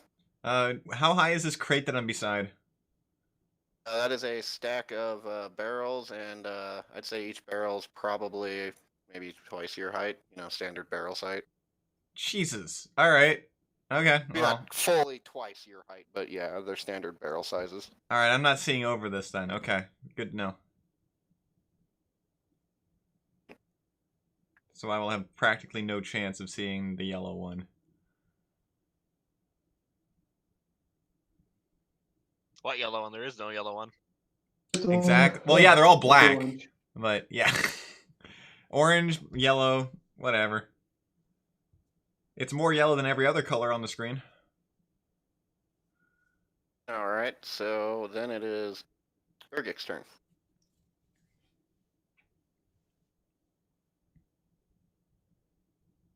Crouchy dwarf. Oh, sorry. up. What? You're not. You're You're not. up. If you click the arrow, it moves the turn order. Yeah, but the turn order is not in order right now. I mean, it's not in order. Got it in order. I Well, then sort straightened it. it out. Oh, it's not order on our screens. That's probably why. Oh, do I Oh, have to Oh. hit the arrow so you can see that? maybe? Maybe. I Oh. don't know. Change Whatever. I'm the- gonna walk up to Red Boy here, and I hold up my hand. You see cackling electricity. Shocky grasp. A 10. I don't think that hits. Really? You added a GIF to it? Yeah, I can do that. God damn it. I don't think a 10 hits, does it?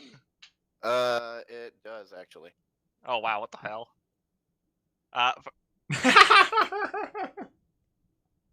Unfortunately, you don't do very much. You basically No, shuffle your feet on the ground and static shock him. Hey, I hit him, so he doesn't have a reaction. Now I can back off. Or I can since do he got this. attacked, doesn't that interfere with grapple? No. No. Okay. So I'm just gonna Alright, go. so he takes 1. Let me track that right quick here. This way, or I'll remove Shin to you. What was that moon speak? It's called Weep Speak. Yeah, Moonspeak.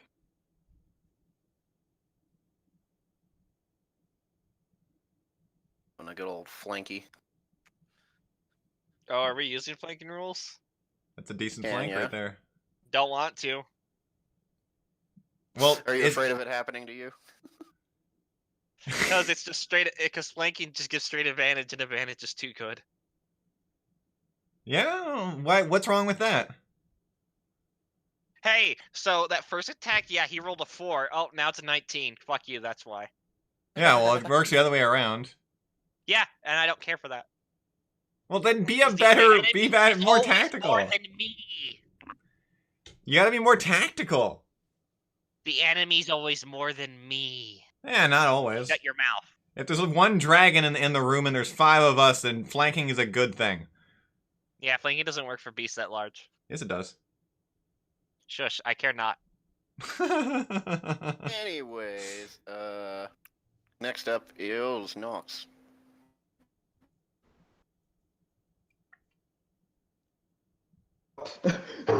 Okay.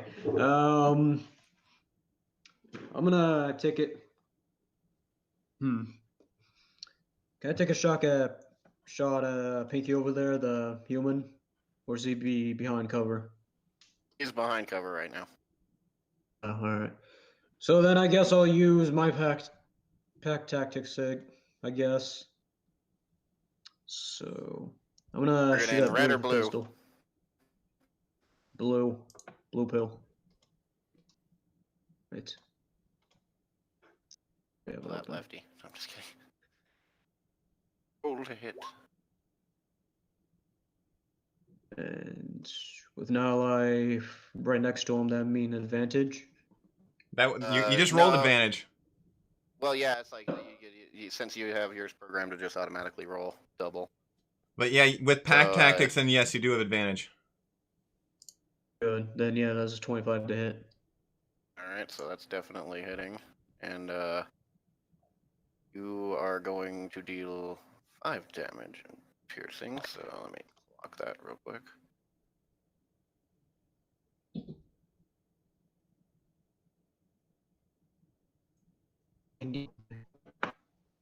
All right.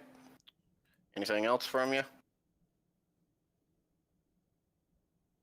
I mean, do we wanna? I should have said this before the fight, but I should have asked to give Keela a token. Oh, I actually do have. If Keela's got a sheet, it should just be attached to that. Yeah. A standard Should also roll pseudo dragon. initiative. Yeah. Still And I'll even just roll say initiative. she's like I'll just say she's like on your shoulder or your head for right now. Right. And if you want her to join, you can roll initiative for her. You just find her token. Probably just be easier to have her act at the end of your turn. Mm-hmm. Yeah. Yeah, honestly. Wait. So how fast? 60 feet. All right. So yeah, that's outreach. 5 feet outreach. Actually, no. If it could just go right next to him. You fly like fuck. Should you fly like right here and still attack him? That's the top of the cage, and you know what? I'll allow it. All right. Yeah, I'm gonna go send her to Sting, and when it's her turn, I'm guessing next turn. So yeah, if you're done with your turn, it can go to her turn. All right. I'm gonna roll D4 plus. Wait. Right. D20 plus 4. Does 8 hit? You are so lucky because it does. Okay, thank God. Okay. Let you know that their AC is 8. Roll your damage. Wait, the AC is 8 on the human? Oh wait, no, fuck. I'm sorry. I'm thinking of the shadows. No, his. I'm sorry. Let me check real quick. Oh, it actually does not. Oh shit. Okay. Were you gonna have her like sting at him, like you did the drow? Yeah.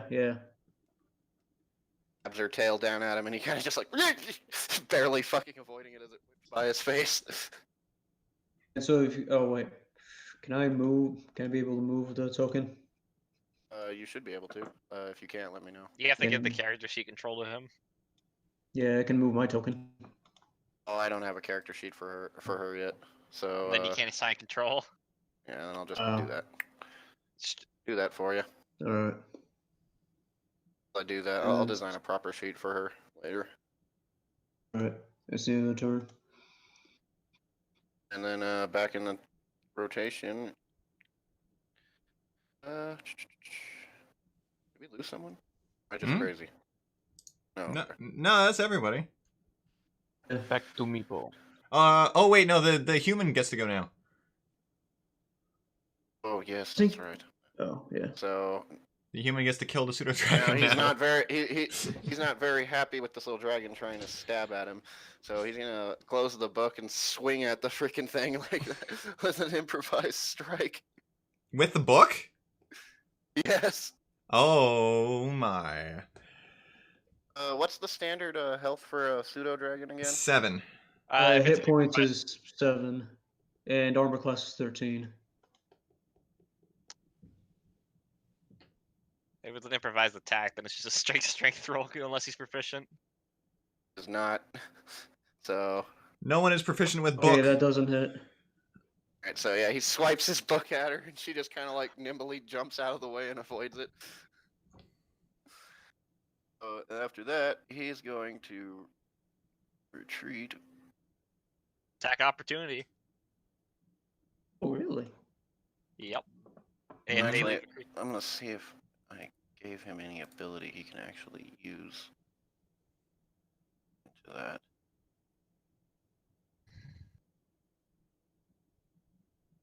To self, make fucking character sheets for people that always are gonna be trouble. It's usually a good idea. That or never tell your players and just rolls things. Just improvise everything. Yup. I don't know enough yet to do that. Remember get this there. game's a shitpost?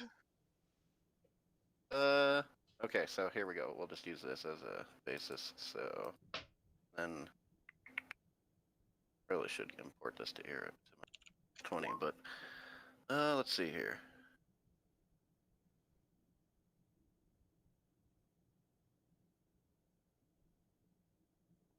Is it time to throw the dwarf? Right. Okay, so he is going to use a bonus action to open the book, and he is going to let a little bit of the darkness pour out before closing it, and it's going to start enveloping around him. She can still see him, and all that, no problem. Like anybody could still see him. He's not being like shrouded. It's just like he starts to basically emit darkness from himself, and that will be his turn.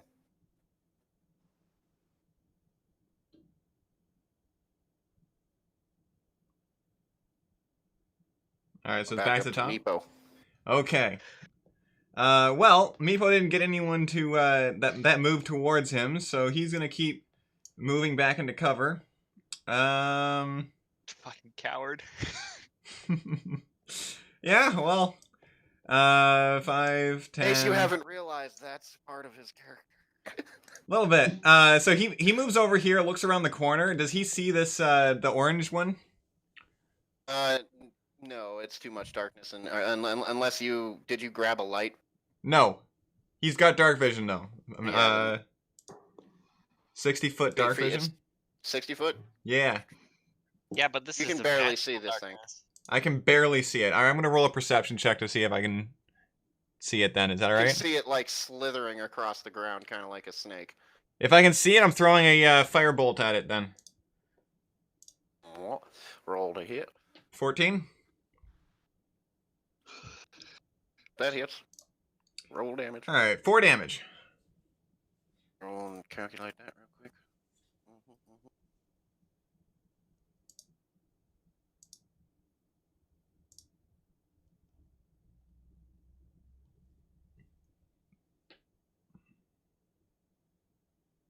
All right. Anything else? That's all he can do. Move and attack. All right. Next up is Merc. Alright, Merc is going to take a swipe again at, for the first time at this blue one.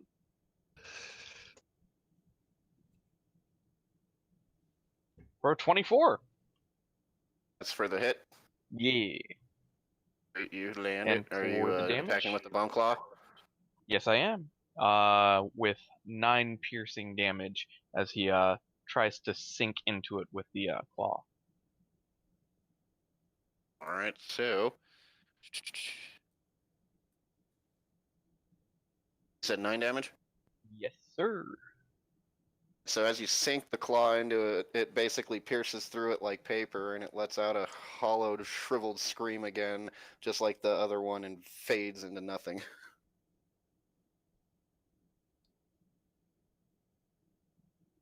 That one is now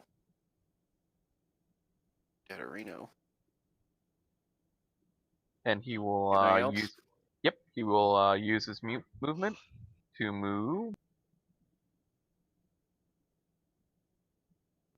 right there. Okay.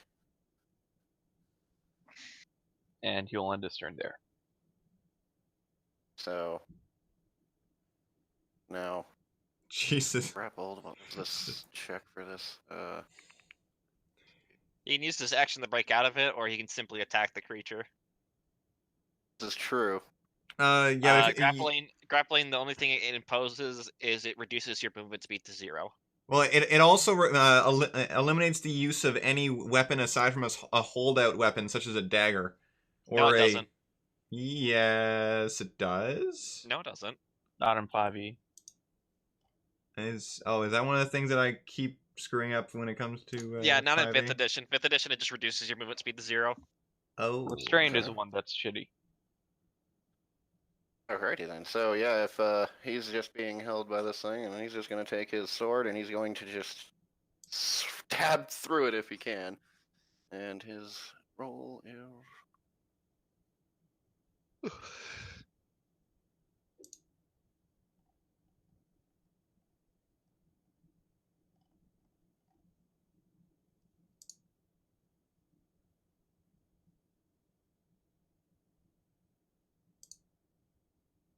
Doesn't get a disadvantage on attack roll, does he? Nope, that's restrained. That's what I thought. where is that stuff located? Conditions. Grappled. Here we go. So he's gonna get 15. So yeah, that's gonna land no problem, Oh, and it's just alright. gonna stab right through the chest of this thing while he looks it in the eyes, smiling evilly. And that's going to do. Alright, so yeah, I could have just done that. So 1d8. Right.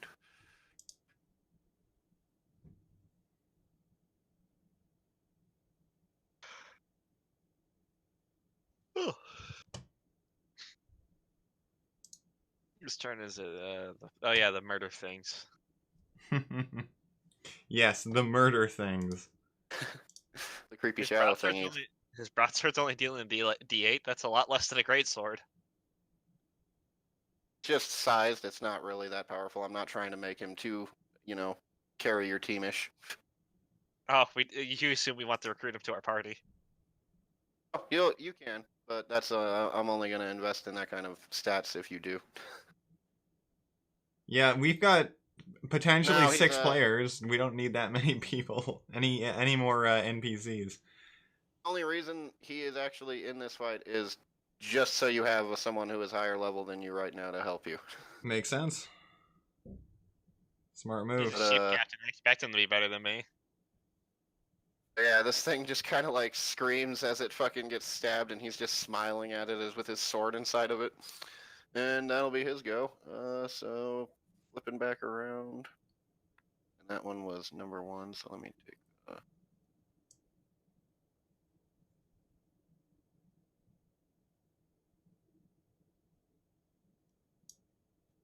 And yeah, so now up to the one he just stabbed in the chest and is holding him like a precious plushie. Oh, he is going to basically claw at him again.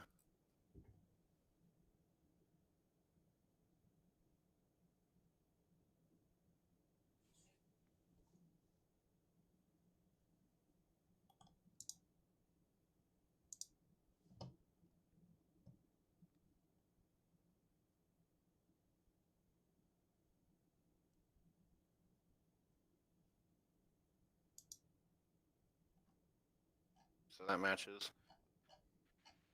Now, is it for a match the defender wins or loses? If the AC matches, if the attack roll matches the AC, then it hits. Okay, so yeah, then he gets some damage here. Basically, a general rule of thumb is if the what is it? If it meets, it beats. Yeah, if the opposition meets, then it beats. Okay. So yeah, he's taking 3.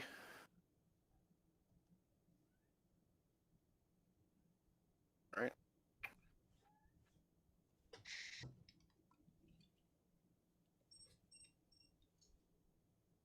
Well, that one's turn is done. Now going to the one that Meepo shot a fireball at, or firebolt. I wish it was You a do that fireball. like distance check thing real quick. How do you do that? Distance check? If you in the top left, there's this little Oops. circle with a ruler in it. Just drag it on the map and you can measure. Or you can pick up a token and right click, and a little measurement tool will pop out. Does anyone else see that red line now? Yes. Yeah. How do I get rid of that?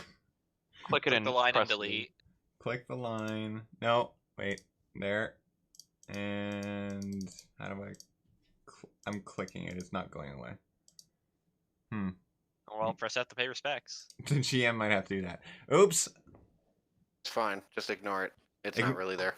You're right. You're right. It's not.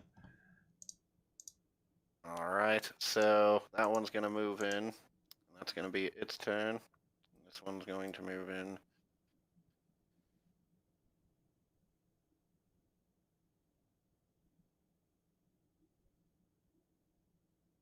Its turn.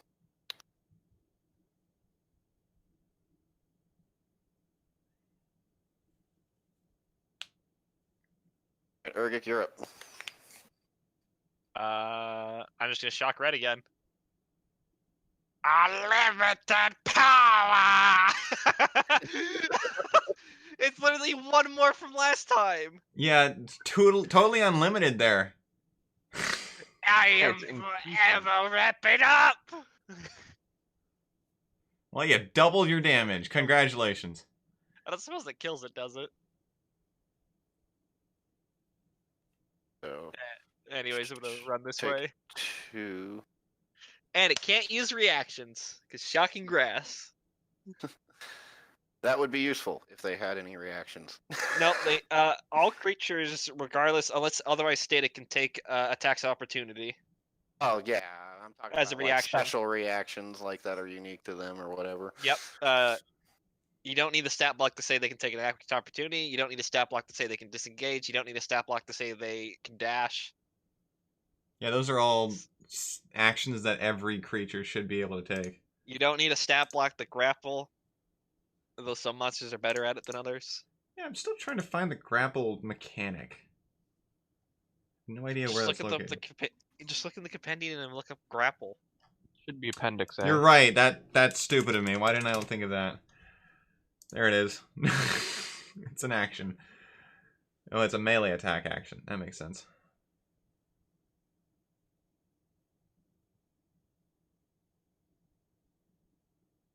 Yeah, I've been playing 5e for the past 3 years.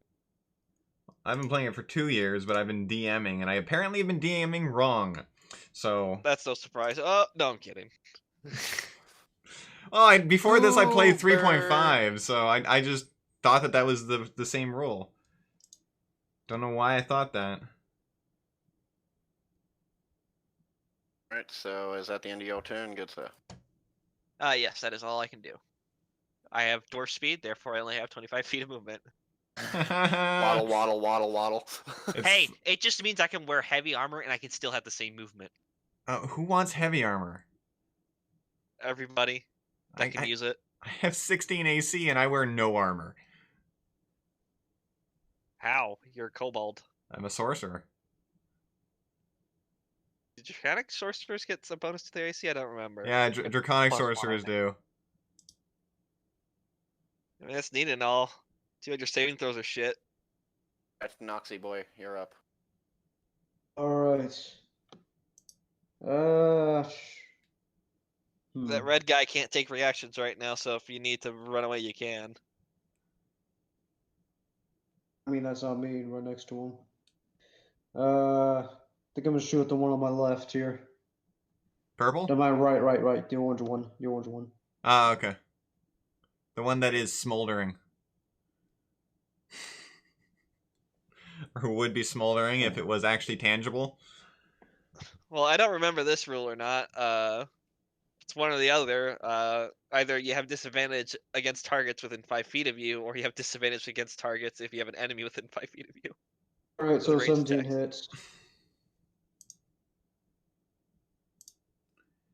That's right. Yeah, I'm you not have. doing that wrong. I forgot there's 2 kobolds. Ugh, this Yep, is there getting are. confusing. And we're both faster than you. Hey, but I'm tankier than you. I have an 18 AC kill on my Alright. level. The one I on the am. right took 13 damage. Alright. So that one is Jesus. going to scream in horrible, horrible agony again while its head blasts off of its shoulders, its paper-like shoulders, as it just vanishes into the light. God damn, 1d10 plus dex. Holy shit. I just rolled really shitty on the first shot. That is a lot of damage.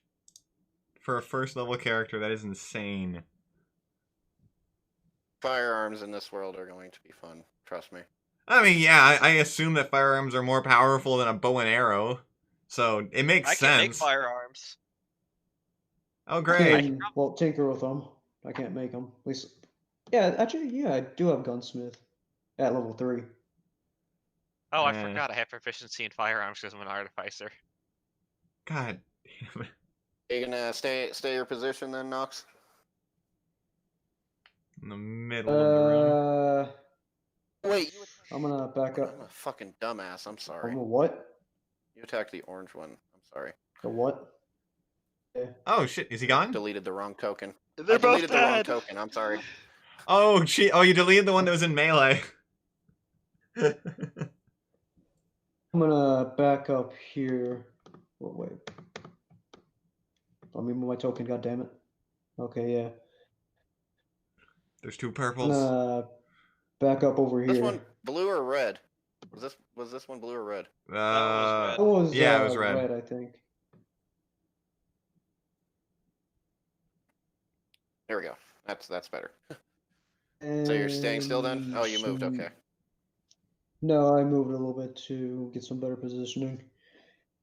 Alright, And then now Kilo's turn. your pet. Another sting. Alright, roll to hit. 24.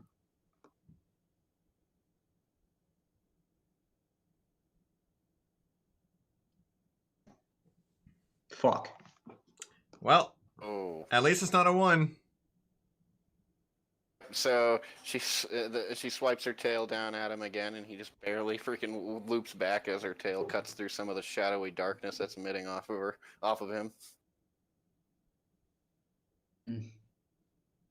And then Oh, wait, no, so I'm guessing. it's his turn, unless you're doing something else with her. Or away. So I can move her, right? If you want. Oh, okay, yeah. I'm You only gonna attacked. move her back to right here. Like 3 spaces Yeah. back. Right there. Yeah, that's good enough. That'll trigger an attack Okay. opportunity. Okay. Fuck, okay. Never mind then. Keep forgetting that. Ooh. Oh yeah, no, you can only do that with cunning action. Yeah. Keep forgetting that, like, once you're locked in combat, in melee combat, then you're kind of stuck there. Yep. You gotta commit. Yeah. Alright, so Getting that. then it's going to be his turn. What he's going to do, he's going to fire Eldritch Bolt. Eldritch Blast, I'm sorry. Hmm.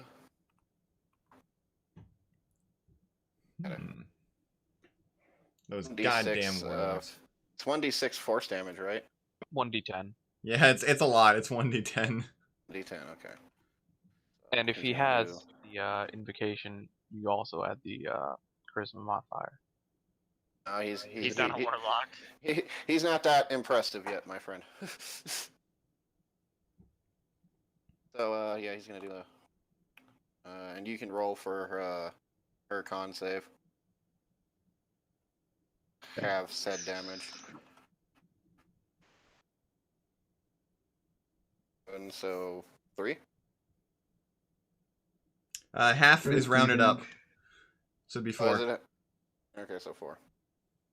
Okay, so she has 3 hit points left. She automatically survived. die? Oh no, there's not. You'll get a chance to save yourselves. Don't worry.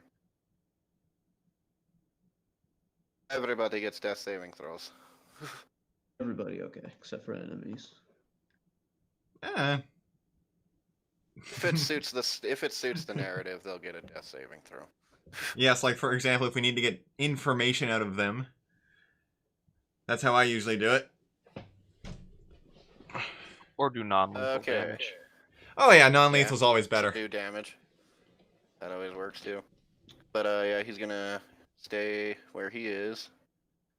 And well, actually, no. You know what? He's gonna risk the attack of opportunity, and he's going to try and move. Fool. Just get stabbed by the pincer and just fail con save. Why don't you? All right, so go ahead and roll to hit. Damn it. All right. It's moving away from where I want it going.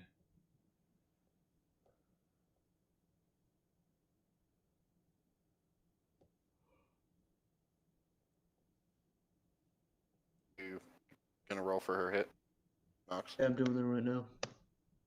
18. Nice. All right, so Right. that hits. Roll your damage, and she also rolls a con save.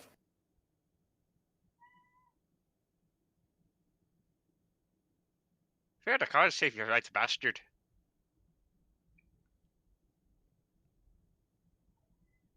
All right, cool, 6 damage. And no matter what, if it hits, they're automatically poisoned. Fair enough. Let me Wait. make note of that. Yeah. No. If they fail the saving throw, then they're poisoned. DC 11 Constitution. That's what I Okay, so meant. I'll roll that for him. Yeah. So both of us Below need to roll a 5. Constitution save, though. Your save is 15, mine's 11. Yeah, I have to roll one. Proficiency. Well, Okay, somebody so he failed. fails. He's now poisoned too. Right, so he takes 6 damage and is poisoned. Yeah, right. Poison means he has disadvantage on, I think, skill checks and attacks. Yeah, attack rolls and ability checks. Doesn't take any damage. What was From her the poison? Constitution save roll? Oh, wait, I have to roll Constitution roll for her. Yeah. Yes. Oh, okay. A man covered in magical darkness. Oh, yeah. 8. Ooh, not enough. She's going to take...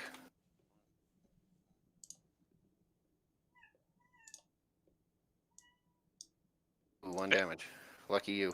Okay. So she's got, what, 3 good. now? 2. Or 2? 2? Okay. So he So, took I'm 4 poisoned damage. on him.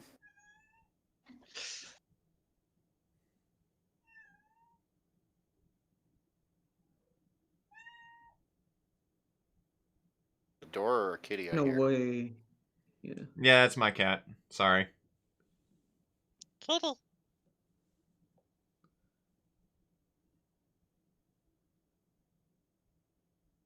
Yep. Now he's poisoned, and that's disadvantage on checks and saves, and taking damage. No, this is disadvantage on ability checks and Attack rolls. Attack rolls. Okay. And he's taking like poison damage too consecutively, right? Nope. Okay. That's No. only unique monsters. Enough. So that's done. He moved and back up onto the rotation. So Meepo.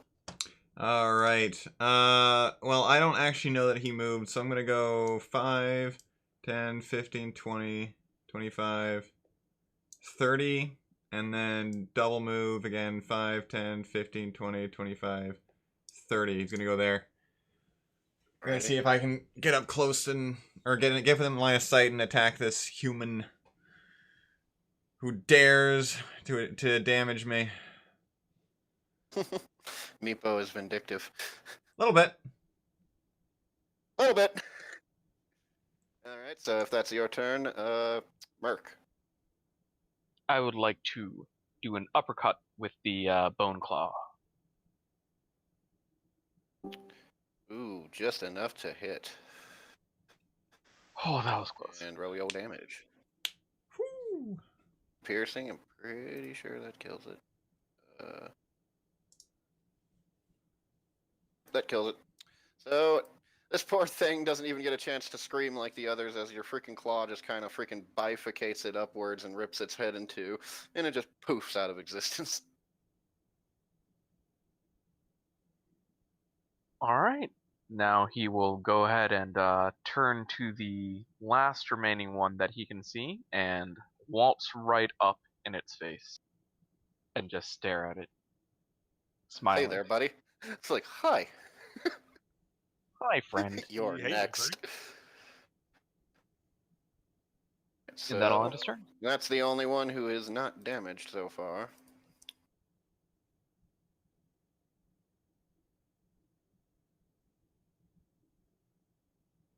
It's down to just the two of them.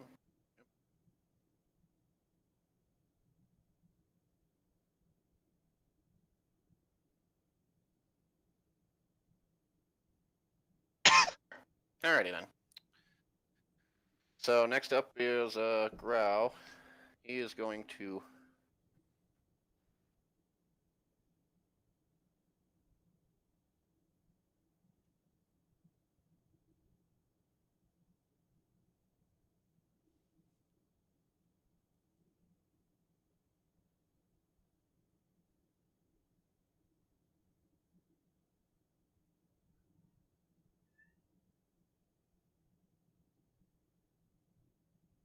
Alright, so yep. He's just gonna saunter his ass up here. Just enough space to get over to here. Take a swing with his broadsword.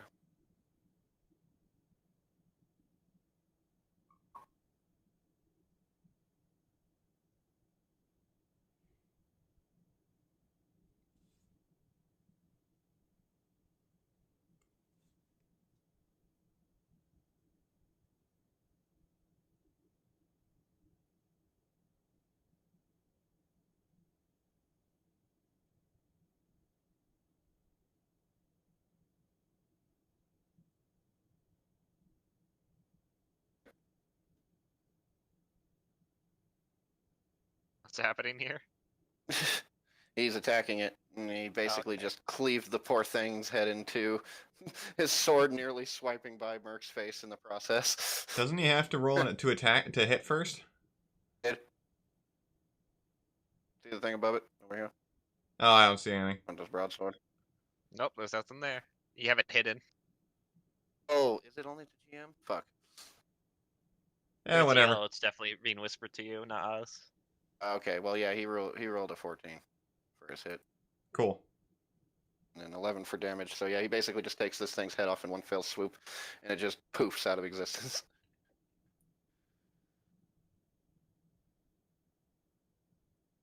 And with that, since all the shadows are now defeated, you all and Sakina are the only two that can actually see this, but you just start to hear and then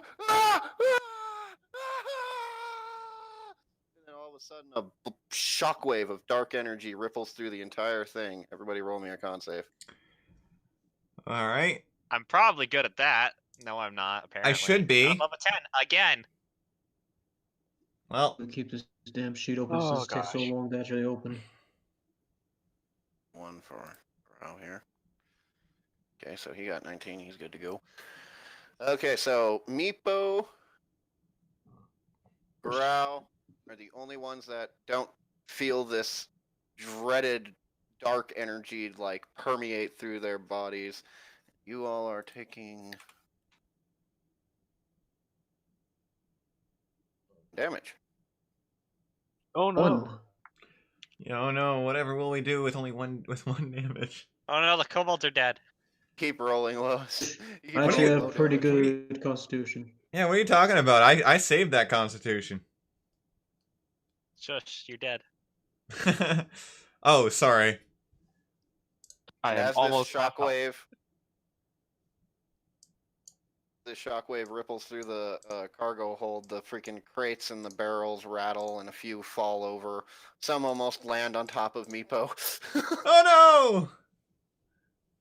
And Urgic, what you see is the poor guy with like this blank, pale expression, no longer covered in shadows, and he just kind of collapses onto the ground unconscious. Well, that was convenient.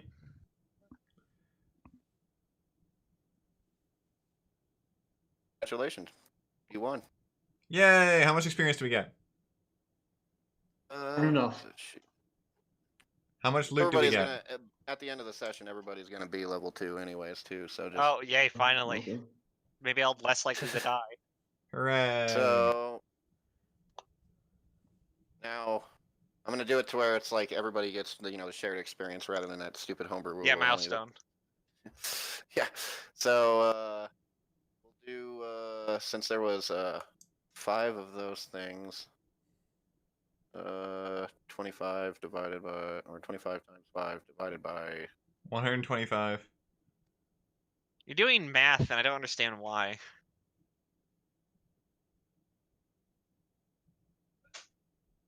Yeah, That's right. basically everybody gets 125. That works. If I did that right. 125 what? Gold coins. Oh, we're doing XP? Ah, that's a headache. What's wrong with XP? It's XP. I'm You know gonna. what? Screw you and don't- your hatred of For XP. the most part, you guys don't really have to worry about tracking it. I can track it for you guys, but basically, it's like think of it like a MMO. It's like defeating enemies and completing quests get you experience. I know what XP does, it's just I don't like it. No,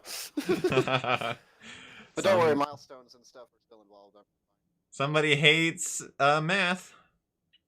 It's not that I hate math. I just find it like it's kind of silly in my opinion because you can't really XP track quest completion and social encounters really, and the only thing you can really track XP wise is monsters. You can DMs can give out experience points for quests and things like that. Yeah, they can. It's just there isn't really any good guides on it. You don't have to follow guides. Just go with your guts. Go. Yeah, just I know there's follow that your too, but, heart. I'm still gonna voice my complaints regardless. Okay. I'm gonna voice my complaints about your complaints. Good. Okay. Glad That we're. means I can do this and mute you. No! Don't mute the kobold. He needs to be heard. No. You sound distant. He's been doing that a lot. Yeah, it's like do you like move away from your mic as you're talking or something? Either that or his audio settings are set up to auto adjust volume or something. Probably. I just have a tendency to change my talking volume, honestly.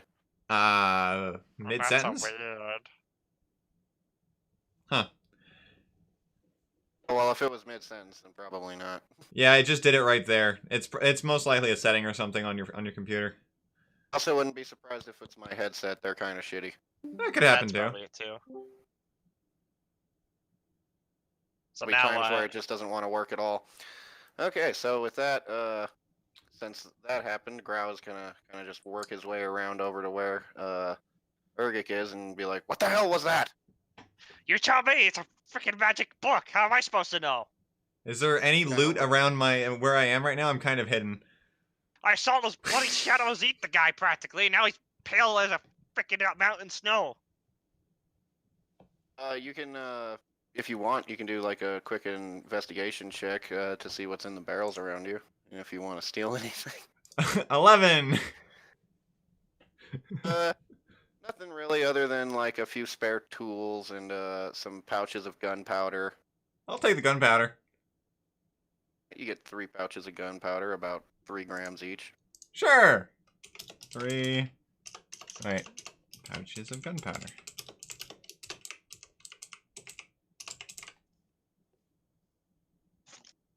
So Grau is gonna pick the book up from this unconscious guy, gonna grab him by the cloak on his shoulders, and then throw him over his own shoulder and start walking out back towards the door. Well, that solves that problem. You got the book, right? The book's there. Hand around in his hand, just Still like, I got do our not like this hides. thing, and I want to get rid of it now. Please do. Yes. Great, I don't get to die You're tonight. not I'm gonna gonna retire to die my tonight. room. I never want to see the book again. Goodbye.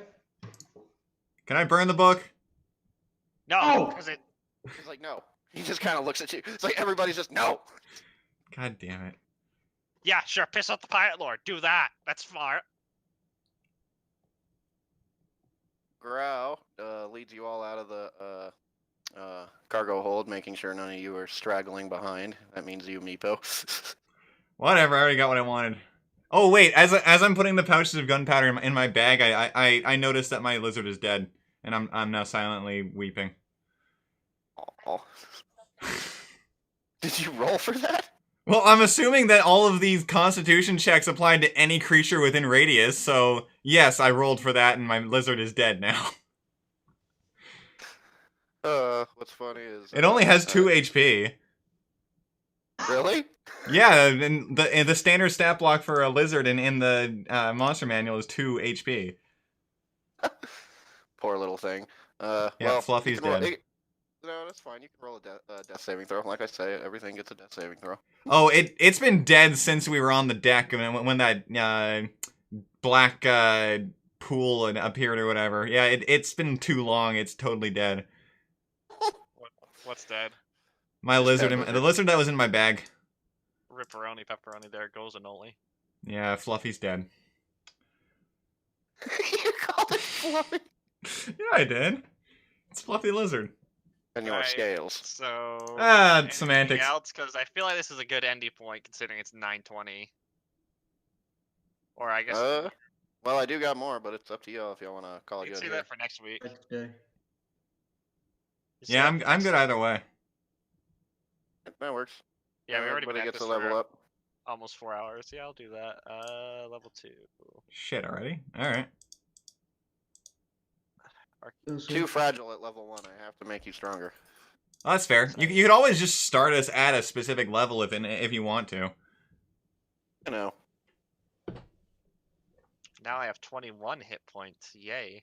Oh, I guess I gotta roll for my hit points. I just roll. I I'll do just it take later. the average. I hate rolling. I prefer to roll. 1d6. Shit. All right. Congratulations on your below average roll. Screw you. The average is 3.5. I can't just take 3.5. Hey, the book says if you want to take the average for a d6, it's 4. Nope. So you I'll take can't be 2. faulted there. You're wrong. I'll take 2. You lose. Good day, sir. I'm at 12 now. You only gain 2 health. Well, I gained 3 because of the sorcerer thing, but yeah. Oh wait, I also have plus 2 con, so I'm at 14. You guys want to hear a magic trick I can do? I can make magic items now. I read your class. I know what you can do at 2nd level. Yes, I can choose infusions. Oh yeah, my character's Give me a gonna. bag of rifles. Fuck you, no. Like what you My character's absolutely gonna want to talk to you as soon as he can in private. Everyone's gonna want something from you. Fuck you, no. I've got money. Okay, now we might be talking. There we go. You all have fucking money. Well, Very I spent 5 silver on a freaking plate of meat, but Thick. The size of your head. I got 3 drinks. how much of that did I finish, anyways? No, you tell me. Uh, Go eat. Constitution save. 8. I ate about 40% of it. Yep, so the rest of it's just getting cold on the shelf out back in the bar. Oh no. Well, I push it off the bar. It's on the floor somewhere. Snarky little shit. What? I was in a panic. I thought you were doing it like out of spite. No, he got spooked by the that knoll that dropped down from a balcony or whatever and pushed it out of the way and jumped behind the counter. It was good meat. He's a hungry boy. Alright, I got 4 infusions to pick. All right, to D&D Beyond. Let's see what my level up does.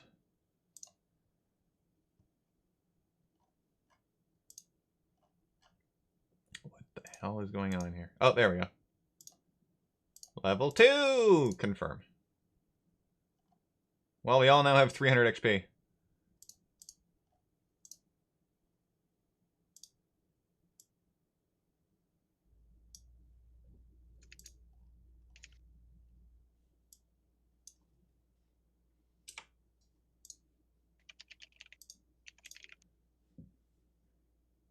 We lost 2 people. Like, they straight left. Wonder what happened to Cora. Well, Cora, I have no idea what happened to her, but then named Damien couldn't make it today. So Yeah, looks like it.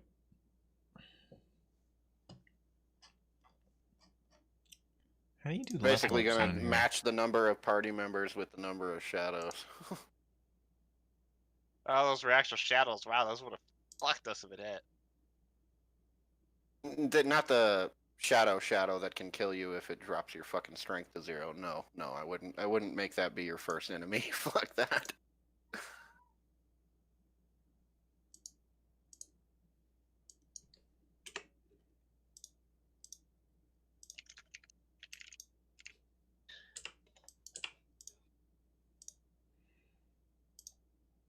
Oh, and Meepo. Yep. Growl would notice that you're a dead little pet lizard, and just as a bit of flavor, he comes back As a sort of thank you, he gives you like a small egg that like it takes about both your hands to hold it, but he basically just hands it to you, and he's just like, "Here." It doesn't exactly replace the one you lost, but maybe it'll be more useful when it hatches. Oh shit! All right. It's what? How do I describe this on my character sheet then? Just a. Egg. You can just write down basilisk egg. Oh shit! Okay. Do these things? I'm gonna have to look this up. I gotta see if these things require any special treatment for their eggs. How much does it weigh? This is kind of important. I'm gonna say since it like fits in your hand, fairly large egg, maybe 5 pounds. Frick, that's a lot for me. Okay. Is there an easy? Those of you that are experienced with Roll20, is there an easy way to level up a character on here? No. No, Shit. it's So is too- it just like writing in that you changed level and then adjusting your stats and feats accordingly? Okay, Yep, so that's I'll all just I need. have to add the new feature or whatever that I got. That's annoying. Whatever. Feature you got. Font of Magic. I now have sorcery points. Nice.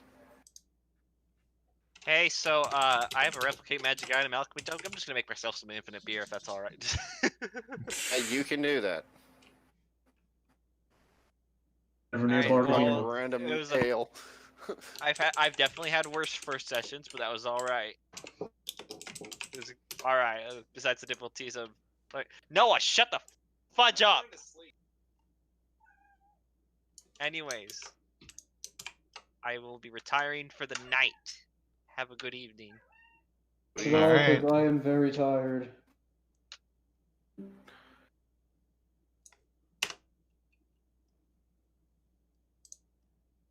Good night, everybody. Take it easy. Good night. See you.